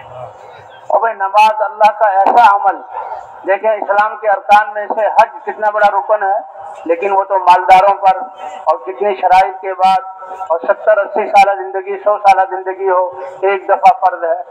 कितनी इंसानियत इसके बगैर है, मुसलमान इसके बगैर है। और ज़कात है वो भी मालदारों पर, वो भी साल में एक मरतबा, उसका ताल्लुक माल से है। हज में जान भी लगती है माल भी लगती है। बाकी रोजे हैं वो भी साल में एक दफा एक महीने के रोजे हैं, सब रोजे रखते हैं, रोजे वाले उनके लिए अलग अहकाम है। तो ये एक, लेकिन नमाज ऐसा हुक्म है कि हर मुसलमान पर मर्द और औरत पर 5 मरतबा नमाज पढ़ना। और फिर ये एक ऐसा हुक्म है, अब हज जो है इंसान खाना पीना बातें सब आमाल के साथ जो है वो कर सकता है। रोजे में भी इंसान दुकान वगैरह पर जाता है, ज़कात का ताल्लुक जो है वो माल के साथ है। लेकिन नमाज अल्लाह का ऐसा प्यारा हुक्म है कि ये कैसा हुक्म दिया कि सब चीज़ों से फारिग होकर और जहन को भी खाली करके मस्जिद में आओ और मस्जिद में आकर अल्लाह अकबर कहो और अल्लाह के सामने खड़े हो जाओ। ये इंसान चंद मिनटों के लिए अपने सारे आज़ा को अल्लाह के हुक्म का पाबंद कर देता है। दिल भी अल्लाह की तरफ हो, तवज्जो भी अल्लाह की तरफ हो और सारे आज़ा अल्लाह के अहकाम के पाबंद। इसलिए आता है कि जिसने नमाज को ठीक कर लिया अल्लाह उसके सारे आमाल को ठीक कर देंगे। इन्ना सलात तन्हा अनिल फ़हशाइ वल मुनकर, कि ये नमाज जो है सब बेहयाई वाले कामों से और अल्लाह के नाफरमानी से रोकती है। ये नमाज इतना प्यारा अमल है کہ اللہ تعالیٰ اپنے گھر میں بلاتے ہیں، یہ مؤذن اذان دیتے ہیں، یہ سارے نبیوں کی دعوت کا خلاصہ ہے۔ اور اس دعوت کے الفاظ چلنے پر شیاطینی قوتیں طاقتیں کے شیطان بھاگتا ہے، جہاں تک اذان کی آواز جا رہی ہے شیطان رک نہیں سکتا۔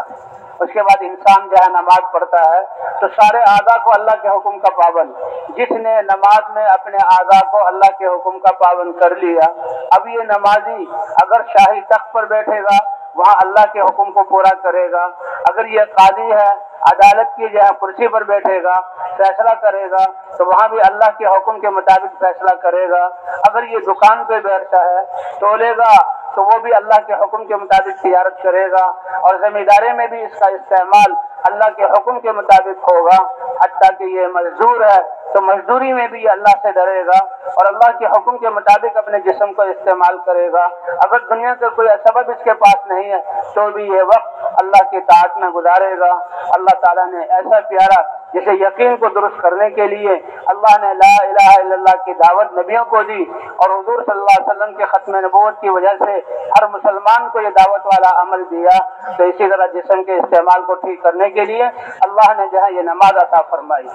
جیسے جس کارخانے سے کوئی بس یا کار یا ریل گاڑی یا جہاز بنتا ہے تو پہلے اس کو خالی چلایا جاتا ہے، جب دیکھا جاتا ہے کہ ساری چیزیں اس کی ٹھیک ہیں پھر اس کو میدان میں لایا جاتا ہے۔ تو اسی طرح مسلمان کے جسم کا استعمال اللہ کے حکم کے مطابق ہو۔ روزانہ اللہ اذانوں کے ذریعے سے اپنے گھر بلواتے ہیں اور یہ انسان سارے اعضاء کو اللہ کے احکام کا پابند کرتا ہے۔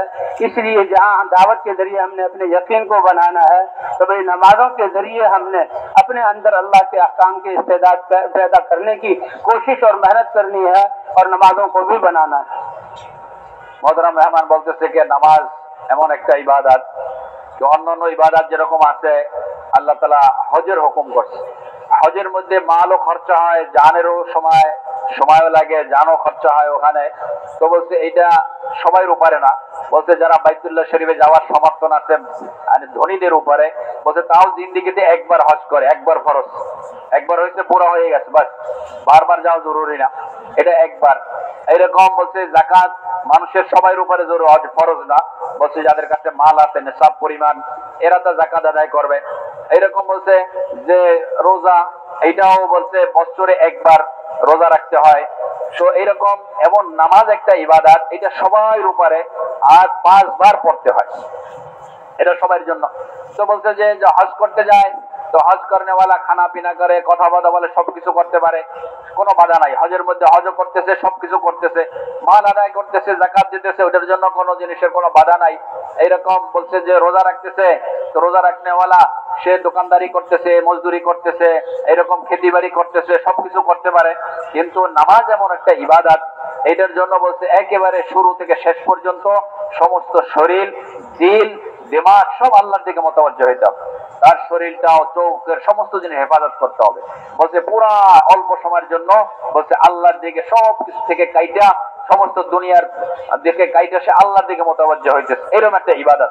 এই জন্য বলছে যার নামাজ ঠিক হবে বলছে সব অন্যান্য আমল ঠিক হয়ে যাবে, তার জিন্দেগি ঠিক হয়ে যাবে। তো বলতেছে নামাজ এমন একটা আমল যে সমস্ত খারাপি থেকে তাকে বাঁচায়, বুরাই থেকে তাকে বাঁচায়।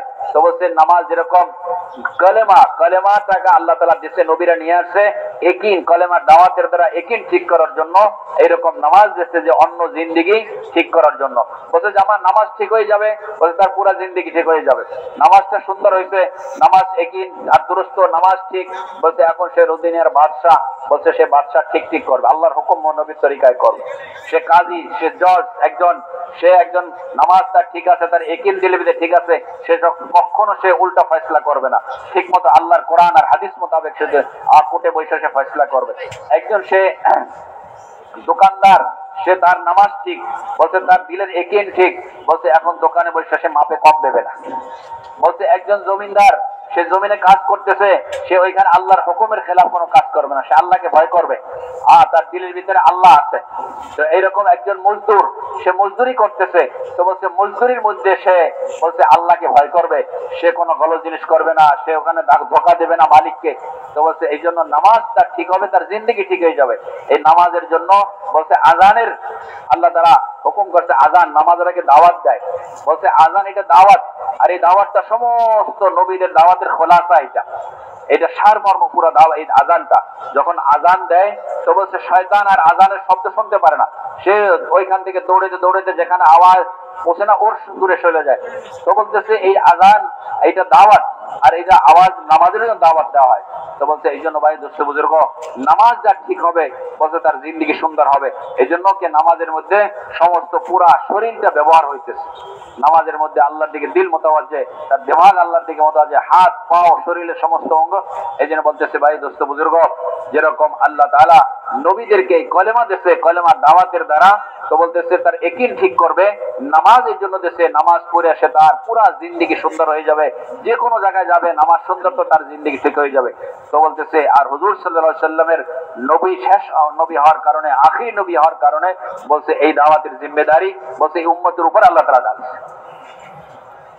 तो इसलिए भाई ये नमाज अल्लाह ने हमें 5 दफा अपने घर अल्लाह ताला बुलाते हैं, और ये नमाज ऐसा कि बीमार हो तो उससे भी नमाज माफ नहीं, खड़े होकर नहीं पढ़ सकता तो बैठ कर पढ़े, बैठ कर नहीं पढ़ सकता तो लेट कर इशारे से पढ़े, इस वक्त भी हुक्म है।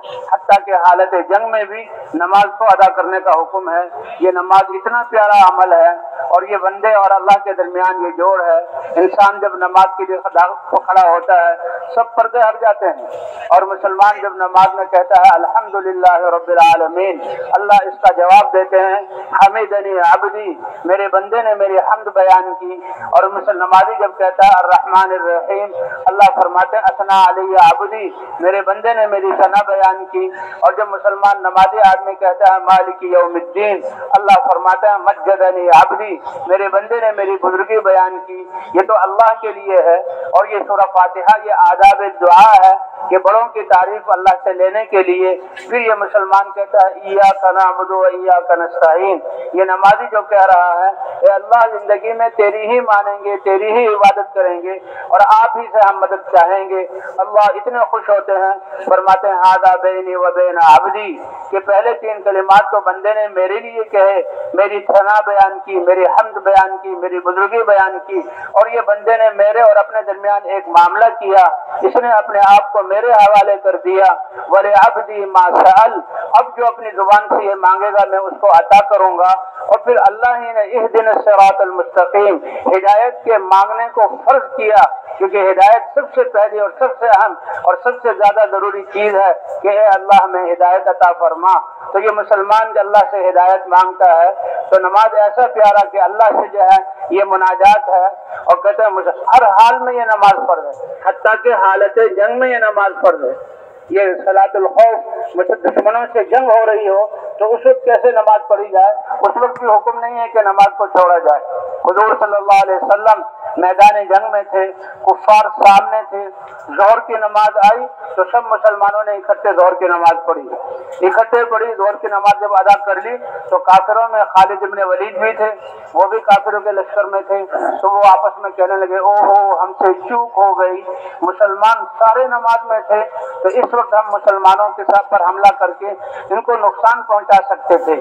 तो कहने लगे ठीक है, अभी कोई घबराने की बात नहीं, एक नमाज और आ रही है असर की जो इनको बहुत ज्यादा महबूब है, फिर ये नमाज में लगेंगे तो फिर जो है हम इन पर हमला कर देंगे। अल्लाह ने सलातुल खौफ उतार दी कि ए नबी आप अपने इन सहाबा के 2 हिस्से कर लें, एक हिस्से को आप एक नमाज पढ़ाएं और दूसरा हिस्सा दुश्मनों के सामने हो, फिर वो आपके पीछे आ जाए और ये दुश्मनों के सामने चला जाए। तो काफिर जो इस इंतजार में थे कि ये सब के सब नमाज में जो है दाखिल होंगे तो हम इन पर हमला करेंगे, जब ये देखा तो वो समझ गए कि इस हस्ती की और इस जमात की तो वाकई अल्लाह की तरफ से नुसरत हो रही है। हालत जंग में भी अल्लाह ने नमाज को माफ नहीं किया। भाई इतना अहम अमल, इसलिए हम कहते हैं हजरात हमारे कि जैसे यकीन को बनाने की मेहनत की जरूरत है, दावत देने की, इसी तरह हमारे सारे शोबों में दुरुस्ती आ जाए हमारे बच्चों की तरबियत हो जाए, मर्द और औरतें ठीक हो जाएं, उनको नमाजों पर लाना होगा और नमाजों को ठीक करने की मेहनत पर लाना होगा। তো বলছে মহতারাম মেহমান, নামাজ এমন একটা হুকুম, এটা সবাই পড়তে হবে, সবার জন্য, আর সব অবস্থায়। তো সুস্থ আছি নামাজ পড়তেছি, অসুস্থ হয়েছে আমার নামাজ পড়তে হবে। আমি দাঁড়াইতে পারি না তো বসে পড়বো, বসে পারি না তো আমি শুয়ে পড়বো। ওলামায়ে কেরামের কাছে জিজ্ঞাসা করবো আমি কিভাবে এখন নামাজ পড়বো। তো বলছে নামাজ কারোর জন্য মাপ নেই, নামাজ সর্ব অবস্থায় পড়তে হবে আর সবাই পড়তে হবে। এমনকি যুদ্ধের মধ্যে আছে তখন নামাজ পড়তে হবে। নামাজ এমন একটা আমল, যখন নামাজ পড়ে পুরা শরীর আল্লাহর দিকে মোতাবজ্জে থাকে, আর আল্লাহ দেখতেছে, আল্লাহ আমার সাথে আছে, ধ্যানের সাথে নামাজ পড়তেছে। যখন বান্দা নামাজের মধ্যে বলে আলহামদুলিল্লাহি রাব্বিল আলামিন পড়ে, তো সাথে সাথে আল্লাহর পক্ষ থেকে জবাব আসে, হামিদানি আব্দি। আল্লাহ তাআলা বলেন আমার বান্দা আমার তারিফ করলো, প্রশংসা করলো। এরপরে যখন আর রহমানুর রহিম, আল্লাহ পক্ষ থেকে জবাব আসে, আসনা আলাই আব্দি, বান্দা আমার প্রশংসা করলো। এরপরে মালিক ইয়াউমিদ্দিন পরে আল্লাহর পক্ষ জবাব আসে, মজ্জাদানি আব্দি, জবাব আসে আল্লাহর পক্ষ থেকে। এরপরে বান্দা পড়ে যখন মানুষ নামাজি মুসলমান যখন ইয়্যাকা না'বুদু ওয়া ইয়্যাকা নাস্তাঈন, আমি আল্লাহরই ইবাদত করতেছি, আল্লাহর কাছে আমি সাহায্য চাইতেছি, আল্লাহর সাহায্য তো আল্লাহর পক্ষ থেকে জবাব আসে, এটা আমার বান্দার মধ্যে। এরপরে আল্লাহ তাআলা বলতেছে, এরপরে যখন মানুষ আল্লাহর কাছে চায় তো আল্লাহ বলে আমি যে আমার বান্দা যেটা চাবে আমি ওইটাই বান্দাকে আমি দিয়ে দেব। আল্লাহ তাআলা শিখাই দিয়েছে কি চাবে, ইহদিনাস সিরাতাল মুস্তাকিম, হেদায়েত। বলছে হেদায়েত আল্লাহর কাছে, এটা ফরজ চাওয়া, ওয়াজিব, সবাই চাইতে হবে আল্লাহর কাছে। মুসলমান আল্লাহর কাছে হেদায়েত চায়। হেদায়েত যখন আসবে দিলের ভিতরে তখন সে আল্লাহকে মানবে, আল্লাহর হুকুম পুরো করবে। তো হেদায়েত সবচেয়ে দামি জিনিস, হেদায়েত। আল্লাহর কাছে হেদায়েত চাইতেছে। হেদায়েত যখন আল্লাহ তাআলা যে হেদায়েত, আল্লাহ তাআলা হেদায়েত দেয়। এই জন্য ভাই দোস্ত বুজুর্গ মুহতারাম বলছেন নামাজটা ঠিক করা, নামাজ কোন অবস্থায় মাপ নেই, নামাজ পড়তে হবে। এই নামাজ পড়া এটা সবার উপরে, সুস্থ অসুস্থ সবার উপর পড়তে হবে। যুদ্ধের ময়দানেও পড়তে হবে। হুজুর সাল্লাল্লাহু আলাইহি ওয়াসাল্লাম যুদ্ধের ময়দানে ছিলেন, হুদায়বিয়া যাইতেছিলেন, তো ওখানে মুশরিকিনে মক্কারা তাদের সামনে আসছে, তাদের ওখানে বাধা দিচ্ছেন। তো ওই সময় খালিদ বিন ওলীদ রাদিয়াল্লাহু আনহু মুসলমান হয় নাই, সে কাফেরদের সৈন্যদের দলের সাথে ছিল। তো মুসলমান জোহরের নামাজ পড়ছে। তো এখন খালিদ বিন ওলীদ, কাফেররা বলতেছে আরে আমাদের তো ভুল হয়ে গেছে, এরা তো সব নামাজে ছিল, যদি আমরা ওই সময় তাদের উপর হামলা করতাম আমরা তাদেরকে অনেক ক্ষতি করতে পারতাম, নোকসান পৌঁছাইতে পারতাম, এটা তো আমাদের হাত থেকে ছুটে গেছে। তো ঠিক আছে, এখন আরেকটা সময় আসবে আসরের নামাজ, এরা সবাই নামাজে দাঁড়াই যাবে, আমরা ওই সময় তাদের উপর হামলা করে তাদের নোকসান পৌঁছাবো, তাদেরকে খুন করবো, কতল করবো, এই নিয়ত করে তারা বসে আছে। আল্লাহ তাআলা আসমান থেকে হুজুর সাল্লাল্লাহু আলাইহি ওয়াসাল্লামের হুকুম নাযিল করছে, সালাতুল খাউফ, ভয়ের নামাজ পড়েন। যে আপনি আপনার সাহাবাদেরকে দুই ভাগ করেন, এক ভাগ আপনার পিছনে নামাজ পড়বে, এক ভাগ কাফেরদের সামনে দাঁড়াই থাকবে। যখন এক ভাগ নামাজ হবে এরা যাবে, দ্বিতীয় ভাগ আবার আইসা আপনার পিছনে আবার নামাজ পড়বে।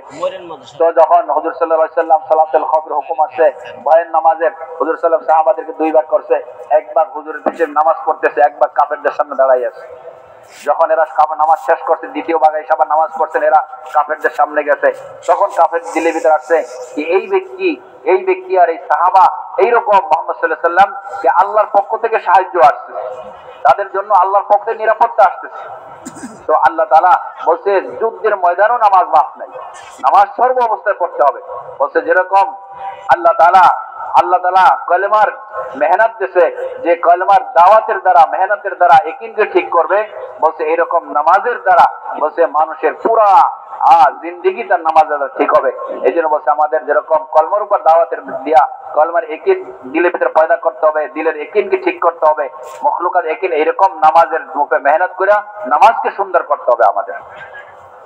तो इसी तरह अल्लाह ताला ने इंसान की जिंदगी, मुसलमान की जिंदगी, पूरी जिंदगी के लिए अल्लाह ने अहकाम उतारे।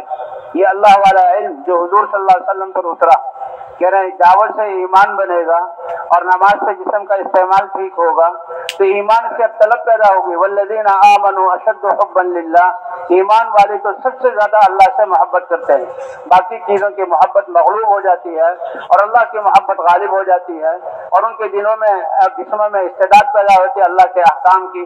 फिर अल्लाह अपने अहकाम उतारते हैं, तो अल्लाह ने पूरा दीन उतारा है और उस दीन के जो है इल्म को हासिल करना ये मुसलमान के लिए ये फर्ज तलबुल इल्म फरीज़तुन अला कुल्लि मुस्लिमिन व मुस्लिमा, जिस जिंदगी के शोबे के साथ उसका ताल्लुक है, तो उसमें अल्लाह के अहकाम क्या है, नबी का तरीका क्या है, यही मुसलमान का सरमाया है। अल्लाह के हुक्म को नबी के तरीके पर पूरा करना, इस पर अल्लाह आखिरत पहले बनाते हैं और फिर दुनिया भी बना देते हैं। और फिर अल्लाह का अगर जहाँ अहकाम छूटते हैं तो इंसान की आखिरत बिगड़ती है और इंसान की दुनिया भी बिगड़ जाती है, और फिर माल और असबाब के होते हुए भी इंसान को नाकामी का सामना करना पड़ता है। हुजूर सल्लल्लाहु अलैहि वसल्लम ने किस्सा बयान किया कि पहले कौमों में 3 आदमी थे, वो पहाड़ी सफर कर रहे थे, तेज बारिश शुरू हुई तो वो गार के अंदर दाखिल हो गए। तो बारिश इतनी तेज थी कि एक बहुत बड़ी चट्टान गार के मुंह पर आ गई। अब ये जंगल में है, पहाड़ों के बीच में है, कोई इंसान नहीं, कोई मदद करने वाला नहीं। अब ये तीनों अंदर बंद हुए, लेकिन थे ईमान वाले, घबराए नहीं। तीनों जमा हुए कि आज अल्लाह के अलावा, अल्लाह के सिवा कोई हमें बचाने वाला नहीं, इसलिए अल्लाह से दुआ करो। तो दुआ की ताकत अल्लाह ने ईमान वालों को दी है, और दुआ करने के लिए उन्होंने अपनी जिंदगी के नेक आमाल का वास्ता दिया। एक ने कहा, ए अल्लाह, मेरे माँ बाप की खिदमत बुरा था, उसकी वजह से मैं सारी रात जागता रहा, अगर वो तेरे लिए किया है तो पत्थर को दूर कर दे, इस मुसीबत से बचा दे। तो पत्थर सरक गया, लेकिन अभी निकल नहीं सकते थे। तो दूसरा आया, ए अल्लाह, मैंने मजदूर काम में लगाए थे और मजदूरों को मजदूरी दे दी, एक मजदूर अपनी मजदूरी भूल गया, छोड़कर चला गया, मैंने उसको तिजारत में लगाया, उससे बहुत ज्यादा माल हो गया और वो बहुत अरसे बाद आया। ए अल्लाह, मैं वो उसने अपनी मजदूरी मांगी तो मैंने सारा सामान उसको दे दिया। पहले तो वो कहने लगा, मजाक मत करो। मैंने उसको बताया कि नहीं, तुम्हारे ही माल को मैंने तिजारत में लगाया। ए अल्लाह, वो सारा ले गया, जरा भी नहीं छोड़ा, और मैंने तेरे लिए है अल्लाह उसको सारा माल दे दिया। अगर ये इखलास के साथ किया है तो इसे निजात अता फरमा। अल्लाह ने पत्थर को और दूर किया, लेकिन अभी निकल नहीं सकते थे। एक और आया, उसने अपनी चचाजाद बहन का किस्सा जिक्र किया, ए अल्लाह, बुराई से मैं बचा और तेरे खौफ से मैंने बुराई को छोड़ दिया और माल भी सख्ता कर दिया। तो पत्थर और हटा और तीनों को तीनों निकल गए। तो ये अल्लाह के अहकाम ऐसे हैं कि जिससे अल्लाह आखिरत भी बनाते हैं और दुनिया की जिंदगी भी बनाते हैं। तो एक एक हुक्म अल्लाह का हमारी जिंदगी के शोबों में अल्लाह के अहकाम जिंदा हो जाएं, इसके लिए अल्लाह के इसलिए आता है, खैरुकुम मन तअल्लमल कुरान व अल्लमा, इनमें सबसे बेहतरीन वो है जो कुरान को सीखे और कुरान को सिखाए। এরকম মহতরাম মেহমান বলতেছেন, যেরকম কলমার দাওয়াতের দ্বারা মানুষের দিলের ইয়াকিন ঠিক হবে, এরকম নামাজের উপর মেহনত করে তার পুরা জিন্দেগি ঠিক হবে, পুরা জিন্দেগির আমাল ঠিক হবে। এরকম বলছে আল্লাহর হুকুম পুরা করার জন্য, নামাজের জন্য। তো বলতেছে আমরা কিভাবে পড়বো, এই জন্য আল্লাহ তাআলা ইলম নাযিল করছে, আল্লাহ ওয়ালা ইলম নাযিল করছে। এই জন্য হাদিসের মধ্যে আছে প্রত্যেকটা পুরুষ মহিলার উপর ইলম হাসিল করা ফরজ। আল্লাহর হুকুম কিভাবে পুরা করবে, নবীর তরিকা কিভাবে চলবে, এই জন্য আমাদের ইলম হাসিল করতে হবে। ইলমের দ্বারা সে বুঝতে পারবে যে কোন জায়গায় কি আল্লাহর হুকুম কিভাবে আমি পুরা করব। বলছে ইলম শেখা বহুত জরুরি। আমাদের ইলম হাসিল করে আল্লাহর হুকুম পুরা করবে, ইলম মোতাবেক আর নবীর তরিকা চলবে, তো বলছে আল্লাহ তাআলা তার দুনিয়ার জিন্দেগি সুন্দর করে দেবে আর আখিরাতে সে কামিয়াব হবে।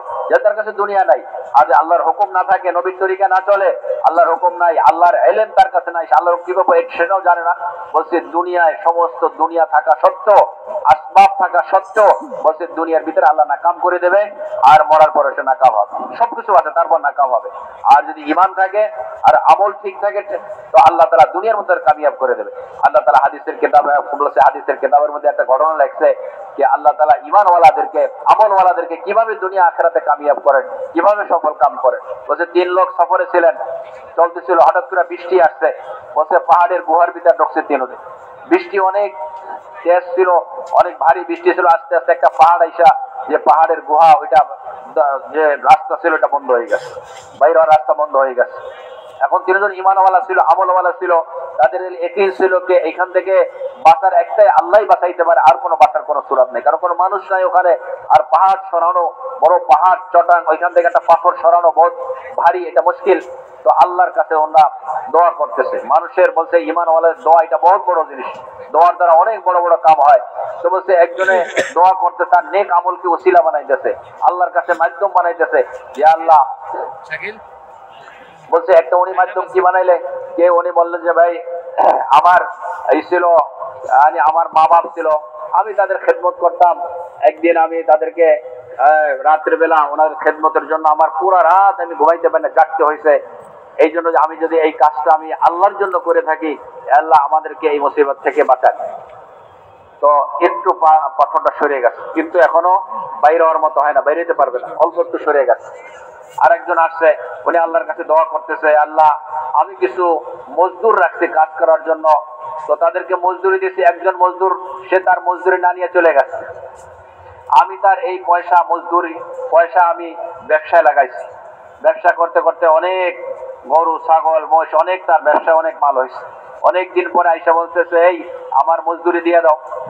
আমি বলছি, এই যে ছাগল আর এই গরু মোষ এটা তোমার, সব তোমার মজদুরি। তো বলছে, তুমি আল্লাহর বান্দা, তুমি আমার সাথে মজাক করতেছো? তো বলছে, না না মজাক করি নাই, তোমার যে পয়সা ছিল আমি ব্যবসায় লাগাইছি, ব্যবসার এই মালের দ্বারা এগুলো সব তোমার। তো বলছে, সব কিছু সে নিয়ে গেছে, আমার জন্য কিছু রেখে যায় না। আমি যে এটা আপনার জন্য করে থাকি, আপনাকে রাজি করার জন্য, তো আমাদেরকে মুসিবত থেকে বাঁচান। তো বলছে, একটু পাথর সরে গেছে, কিন্তু এখনো তারা বাইরে হওয়ার মতো না।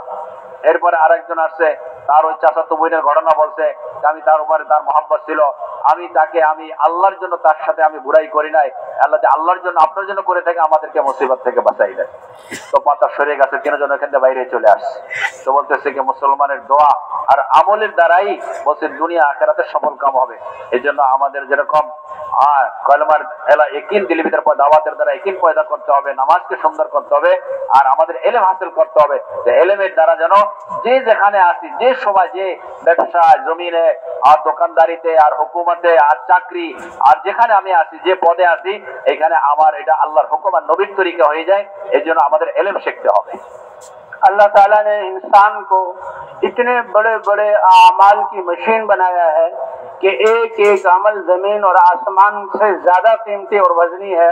मुसलमान एक एक वक्त में कितने अमल कर सकता है? इसकी जुबान का बोल सुभान अल्लाह, और इसका दीन की जो है जिंदा करने के लिए फिक्र करना और सोचना, मस्जिद की तरफ कदमों को उठना, हाथों से लेना देना, एक एक अमल की कीमत जो है ये सातों जमीन और आसमान से ज्यादा कीमती। दुनिया के बनाए हुए कारखानों से चीजें बनती हैं और वो दुनिया ही में खत्म हो जाती हैं, और उसका फायदा वक्ती तौर पर होता है और उसका अंजाम भी है वीरान होना है। लेकिन ये ईमान और आमाल ये ऐसे सरमाया इंसान के साथ है जो हर वक्त साथ रहता है। इस सरमाए पर, दुनिया के सरमायों पर हुकूमतें टैक्स लगाती हैं, चोर चोरी करते हैं, डाकू डाका डालते हैं, और उस सरमाए को इंसान एक जगह से दूसरी जगह नहीं ले जा सकता। बॉर्डरों पर इमिग्रेशन वाले रोक देते हैं कि इतने सामान ले जाने की इजाजत है, इतना नहीं। लेकिन ये इंसान ईमान वाला, आमाल इसके साथ हर वक्त हैं, चाहे ये समंदरों में हो और चाहे ये फिजाओं में हो, चाहे ये जंगलों में जानवरों के दरिंदों के दरमियान हो, चाहे ये सहराओं में हो, ये आमाल इसके साथ हैं और ये आमाल आखिरत में इसके साथ जाएंगे। और फिर इंसान हर वक्त अमल कर सकता है, यानी उस सूरत में भी अल्लाह से दुआ करना, इस्तिग़फ़ार करना और अल्लाह के सामने रोना और नेक अमल करना, जैसे कि भी वाक़या बताया। तो भाई ये ऐसा सरमाया है जो इंसान को दुनिया में भी फायदा देगा और आखिरत में भी फायदा देगा। हमारा दीन यही बतलाता है कि हमारे दिल की यकीन ठीक हो जाए और हमारे जिस्म के आमाल ये सरमाया है आखिरत का। अल्लाह हमें अपनी जिंदगी की कदरदानी की तौफीक अता फरमाए और इस जिंदगी को अपने अहकाम और नबी की सुन्नत के मुताबिक गुजारने की तौफीक अता फरमाए। মোহতারাম মেহমান বলতেছে কি, আল্লাহ তাআলা মানুষকে একটা মেশিন, আমল করার মেশিন বানাইছে। তো বলছে 24 ঘন্টা আমল করতে পারে সে, আর এক একটা আমল দাম বলছে দুনিয়া আখেরাত সবচেয়ে বেশি, সবচেয়ে ভারী। বলছে দুনিয়ার মানুষের একটা জবান থেকে সুবহানাল্লাহ বলতেছে, তো বলতেছে এইটার দাম সমস্ত দুনিয়ার চাইতে বেশি। বলছে মসজিদে যাইতেছে হাইটা, বলছে এক এক কদম মসজিদের দিকে যাইতেছে, এটা অনেক দামি। এইরকম দিমাগ দিয়ে চিন্তা করতেছে আল্লাহর হুকুমের কথা, বলছে এটা অনেক দামি। বলছে দুনিয়ার যত মেশিন আছে, এটা তো ওইখান দিয়ে জিনিসগুলো হয়, এগুলো দুনিয়ার ফায়দার জন্য, এটা দুনিয়া শেষ হয়ে যায় আর সব সময় হয় না। বলছে মানুষকে যে আল্লাহ তাআলা মেশিন বানাইছে, বলছে এটা দিন সব সময়ের জন্য এটা চলতে থাকে। আর এটা এই আমল, এই যে জমিন যে শরীরের মেশিন থেকে যে আমলগুলা বেরিয়েছে, এটা বলছে দুনিয়ার সাথে থাকবে, মরার পরও সাথে যাবে। দুনিয়ার জিনিসটার সাথে যাবে না, বলছে দুনিয়া শেষ হয়ে যাবে। এই জন্য ভাই দোস্ত বুজুর্গ, মানুষের যে শরীরের যে মেশিন, যে আমলগুলো বাইরেছে, এগুলো অনেক ভারী, এটা ওজনি, অনেক দামি। এটা দুনিয়া থাকবে, দুনিয়াও আল্লাহ তার বানাই দেবে, আর আখিরাতেও তার ওইটা কাজ আসবে, মরার পরও সাথে যাবে। বলছে এরকম দিলের একিন ঠিক করা, নামাজের দ্বারা পুরা জিন্দেগি ঠিক করা। আর বলছে এই আমলগুলা যে মেশিন থেকে সবচেয়ে আমল করবে, মসজিদের দিকে যাবে, এরকম সে জিকির করতেছে, সুবহানাল্লাহ বলতেছে, যেভাবে যে চিন্তা করতেছে, বলছে এইগুলা সব আমল হইতেছে। আর আমল এটা 24 ঘন্টা দিনে করতে পারে, রাত্রেও করতে পারে। বলছে আর এটা দুনিয়া থাকবে, মরার পরও সাথে যাবে।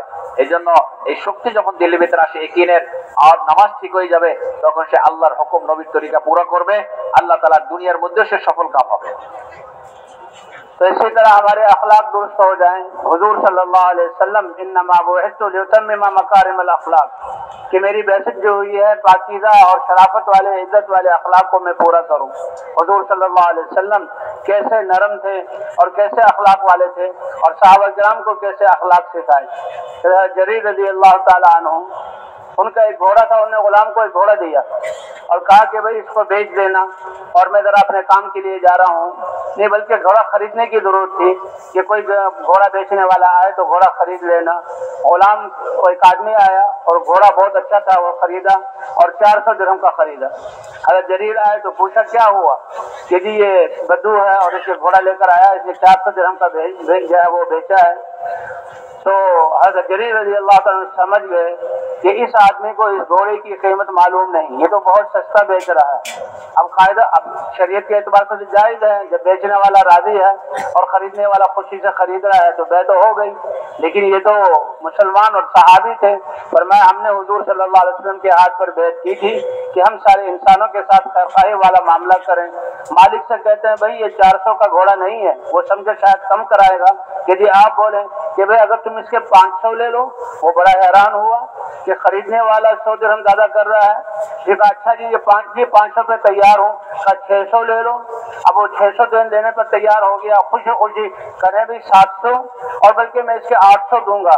और फिर बताया कि देखो तुम्हारा ये घोड़ा 800 दिरहम का बनता है, तुम 400 का बेच रहे थे।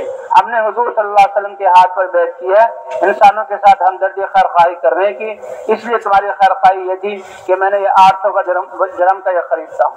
तो हुजूर सल्लल्लाहु अलैहि वसल्लम ने ऐसे अखलाक दी। हज़रत अली रज़ी अल्लाह ताला अन्हु किस्सा आता है कि काफिर के पास उनकी एक ज़रा गुम हो गई। यहूदी काफिर के पास देखी, पहचान गए कि ये ज़रा तो मेरी है। और हज़रत अली रज़ी अल्लाह ताला अन्हु उस वक्त अमीरुल मोमिनीन थे। और बात यह जिंदगी ऐसी थी कि जो भी मुकदमा हो काजी के पास आना पड़ता था। यहूदी से कहा भाई यहूदी ये ज़रा तो मेरी है और मेरी गुम हो गई थी, ये तुम्हारे पास है। वो उसने झूठ बोला कि नहीं ये ज़रा तो मेरी है, मैं इसका मालिक हूँ। कि भाई क्या फैसला हो। अब अमीरुल मोमिनीन होते हुए खुद उससे ले लेते और कहा जाओ ये तो मेरी ज़रा है, और हकीकत में थी भी उनकी ज़रा।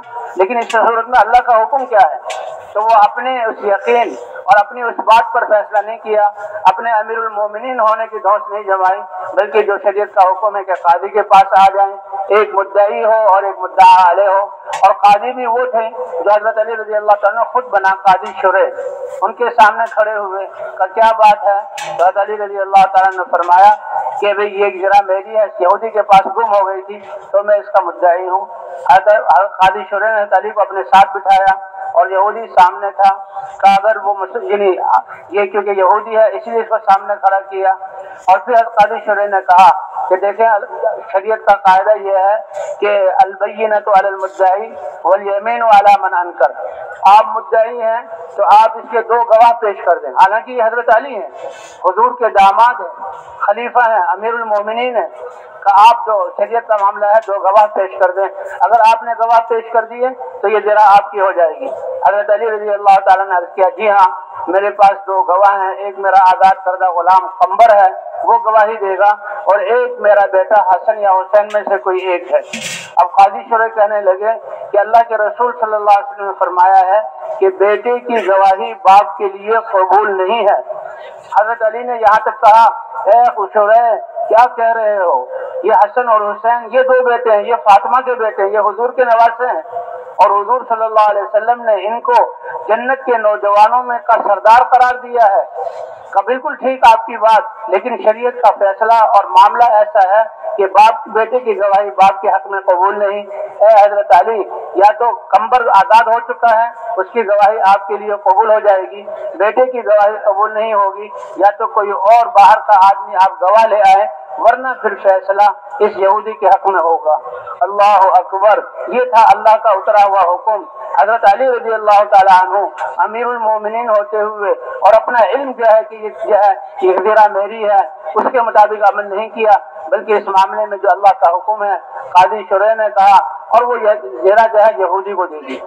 اب یہودی نے جو اس سارے منظر کو دیکھا اور یہ فیصلہ سنا، کتنے سخت و مخالف تھے، فوراً اس کی زبان پر اشہد ان لا الہ الا اللہ واشہد ان محمدًا عبدہ ورسولہ، کہ اتنا مبارک فیصلہ کہ یہ امیر المومنین ہے، وہ ان کا قاضی ہے، لیکن جو اللہ شریعت کا حکم ہے اس کے مطابق یہ اپنے علم اور اپنے جو حقیقت ہے اس کے مطابق یہ کام نہیں کر رہے، بلکہ اللہ کے امر کے مطابق وہ مسلمان ہو گیا۔ اور جو ہی مسلمان ہوا کہا یہ ذرا آپ لے لیں، یہ آپ ہی کی ہے، یہ آپ سے فلاں جگہ گر گئی تھی اور وہ میں نے لے لی، یا فلاں نے اٹھائی اور مجھے بیچی میں نے لے لی، یہ مجھے پتا تھا ذرا آپ کی ہے اور میں جھوٹ بول رہا تھا، لیکن آپ کا یہ فیصلہ، میں اسلام میں داخل ہوتا ہوں۔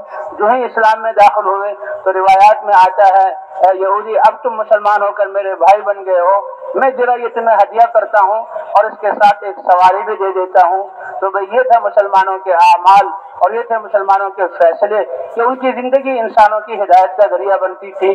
تو اسی طرح اس دعوت سے مقصود کہ یہ صرف ہمارے سارے شعبے اللہ کے حکم اور حضرت محمد صلی اللہ علیہ وسلم کے طریقوں کے مطابق ہو جائیں اور یہ ہماری زندگی ہی انسانوں کی ہدایت کا ذریعہ بن جائے۔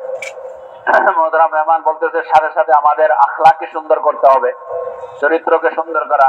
হুজুর সাল্লাল্লাহু আলাইহি ওয়াসাল্লাম বলেন আল্লাহ তাআলা আমাকে পাঠাইছে এই জন্য যে মানুষের আখলাককে সুন্দর করার জন্য, চরিত্রকে ভালো করার জন্য আল্লাহ আমাকে পাঠাইছে। বলছে এইরকম হুজুর সাল্লাল্লাহু আলাইহি ওয়াসাল্লাম হুজুর সাহাবাদের আখলাকের সুন্দর করছেন, তাদের তরবিয়ত করছেন। তাদের আখলাক কিরকম ছিলেন সাহাবাদের? হযরত জারীর রাদিয়াল্লাহু তাআলা আনহু তার গোলামকে কোন জায়গায় সফরে যাইতেছিলেন, তো গোলামকে বলছে আমার জন্য ঘোড়া কিনো, ঘোড়া খরিদ করো। ঘোড়া খরিদ করার জন্য কেনার জন্য বলেছে। তো এক গ্রাম্য লোক ঘোড়া নিয়ে যাইতেছিলেন, তো ঘোড়া বলছে কত দাম বিক্রি করার জন্য, বলছে কত দাম, বলছে 400 দিরহাম। তোরে 400 দিরহামে ঘোড়া কিনছেন, কিনা বাইন্ধে রাখছেন। যখন উনি আসছেন জারীর রাদিয়াল্লাহু তাআলা আনহু আয়েশা দেখতেছে ঘোড়া, গোলাম বলতেছে গোলাম কিনছি কত দিয়া? 400। তো বলছে এই ঘোড়ার দাম তো অনেক বেশি, 400 তো না, দাম তো অনেক বেশি, কিন্তু শরীয়ত তো জায়েজ আছে। যখন বিক্রি করনেওয়ালা দাম চাইছে আর খরিদ করার সে কিনছেন আর সে খুশিতে কিনছেন, তো উনি খুশিতে বিক্রি জায়েজ আছে। কিন্তু উনি বলছেন না, আল্লাহ রাসূল তোমাকে বলছে যে সমস্ত মানুষের সাথে ভালাইর ব্যবহার করো, খায়ের কাও, তার ভালো চাও, ভালো চাইতে বলছে। তো ঘোড়ার দাম তো বেশি, এর 400 না। তো ওই গ্রাম্য লোকটা ডাকছে, এই তোমার এই ঘোড়ার তো 500 টাকা আমি কিনতে, 500 টাকা দাম আছে। ও খুশি হয়ে গেছে যে আমি তো চাই খরিদনেওয়ালা যে কিরায় করে সে তো কম বলে, সে তো বেশি বলে না। সে বলছে না 500 দেন, তো এটা দাম। ঠিক আছে 500 দেন। এরপর বলছে না, তোমার এই ঘোড়া আমি 600 দিয়ে কিনবো। তো উনি আরো হয়রান হয়ে গেছে যে কেনে আর খরিদনেওয়ালা তো ঘোড়ার দাম কম বলে, আর এ তো বেশি বলতেছে। এর বলছে না, তো 600 দিরহাম, 700 দিরহাম। তো শেষে 800 বলছে, এই গ্রাম্য লোক তোমার এই ঘোড়ার দাম 800 দিরহাম। তো 800 বলছে। এইরকম যে হুজুর সাল্লাল্লাহু আলাইহি ওয়াসাল্লাম এরকম তরবিয়ত করছেন, এরকম আখলাক তাদেরকে সুন্দর করছেন যে সমস্ত মানুষের সাথে মানুষের জন্য ভালাই চাওয়া, ভালাই খায়ের খাওয়াই চাওয়া। তো এরকম বলতেছে সাহাবা এরকম আখলাক ছিলেন। বলছে হুজুর এরকম হযরত আলী রাদিয়াল্লাহু তাআলার ঘটনা বলছে আমরা জানি, এটা মশহুর যে ওনার যে বর্মা ছিল, যে যুদ্ধের ময়দানে যে মানুষ কর্তা পরে লোহার, এটাকে বর্মা জেরা বলে, ওইটা এক ইহুদির কাছে উনি দেখেন, কাফির ইহুদি। তো উনি আমিরুল মুমিনিন ওই সময় উনি, তো উনি দেখে বলছে এটা চিনতে পারছে, এটা তো আমার। তো ওই জমানায় হুকুম ছিল যদি কোনো এরকম কেস হয়তো কাজীর কাছে যাইতে হইতো, উনি নিতে পারতেন। উনি আমিরুল মুমিনিন, ওনার শক্তি ছিল, উনি তার বর্মা দেখে চিনতে পারছেন, উনি নিয়ে যাইতেন। বলছে না, কাজীর কাছে কাজী ফয়সালা করবে। তো কাজী ওই সময় ছিল কাজী সরাই, উনি ওনার মাতাহাত ছিল, ওনার পক্ষ থেকে কাজী নিযুক্ত ছিল, উনি ওনার কাছে গেছে। তো একদিকে দাঁড়াইছে হযরত আলী রাদিয়াল্লাহু, একদিকে সেই ইহুদি কাফের দাঁড়াইছে। আর হযরত আলী রাদিয়াল্লাহু তাআলা আনহু বলতেছে যে আমার, আর ওখানে শরীয়তের হুকুম হলো যে জিনিসের দাওয়া করবে বলতে সে তার সাক্ষী পেশ করবে, দুইজন সাক্ষী বলবে যে এই জিনিসটা ওনার। তো হযরত আলী রাদিয়াল্লাহু দাওয়া করছেন, বলছে যারা এইটা বর্মাটা আমার। তো কাজী সুরাইজ ছিলেন, ওনার পক্ষ থেকে নিযুক্ত ছিল, উনি বলছে যে আপনার সাক্ষী কই, সাক্ষী দেন। কেন হুকুম হইলো, শরীয়তের হুকুম হইলো যে দাওয়া করবে, দাবি করবে এটা আমার, তো ওনার দুজন সাক্ষী দিতে হবে। তো উনি একজন সাক্ষী, ওনার একজন গোলাম আজাদ করদা গোলাম ছিল, আজাদকৃত গোলাম ছিল, কম্বার বলছে আমার সাক্ষী, আর একজন তার ছেলে হাসান অথবা হোসেন, দুজনের মধ্যে একজন, এর দুইজন আমার সাক্ষী, এইটা আমার। কাজী সুরাইজ ওনার পক্ষ থেকে কাজী ছিল, উনি বলছে ঠিক আছে, আপনার গোলাম যে আজাদ করছেন সে তো ঠিক আছে, তার আপনার পক্ষে সাক্ষী দিতে পারবে, কিন্তু আপনার এ তো হাসান বা হোসেন তো আপনার ছেলে, আর ছেলের সাক্ষী বাপের পক্ষে এটা কবুল না। আলী রাদিয়াল্লাহু বলতেছে আরে তুমি কি বলতেছো, ইনি তো জান্নাতে হুজুর সাল্লাল্লাহু আলাইহি ওয়াসাল্লামের নাতিয়েরা, আর জান্নাতের যুবকদের সর্দার হবে, আর এইরকম এইরকম ফজিলত। তার বলছে ঠিক আছে, আপনার সব কথা ঠিক আছে, এগুলা হুজুর সাল্লাল্লাহু আলাইহি ওয়াসাল্লাম বলছেন, কিন্তু এইটাও যে সাক্ষীর জন্য যে তার যার পক্ষে তার ছেলে তার বাপের পক্ষে সাক্ষী দিতে পারবে না, এই জন্য আপনার সাক্ষী কবুল না, আপনার দুইজন অন্য কোনো যদি সাক্ষী থাকে নিয়ে আসেন, আর না আমি ফয়সালা করতেছি যে এই বর্মা হয়েছে ইহুদির।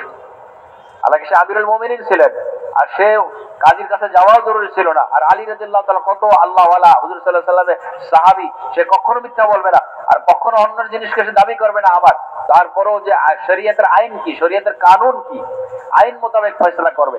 কাজী সাহেব ফয়সালা করে দিয়েছেন এটা ইহুদির। ইহুদি যখন এই সব জিনিস দেখলো, উনি আমিরুল মুমিনিন, আর উনি আমার সাক্ষী ছাড়া সবকিছু, উনিও উনার মালিক, উনি জানতো, ইহুদিও জানতো এটা হযরত আলীর।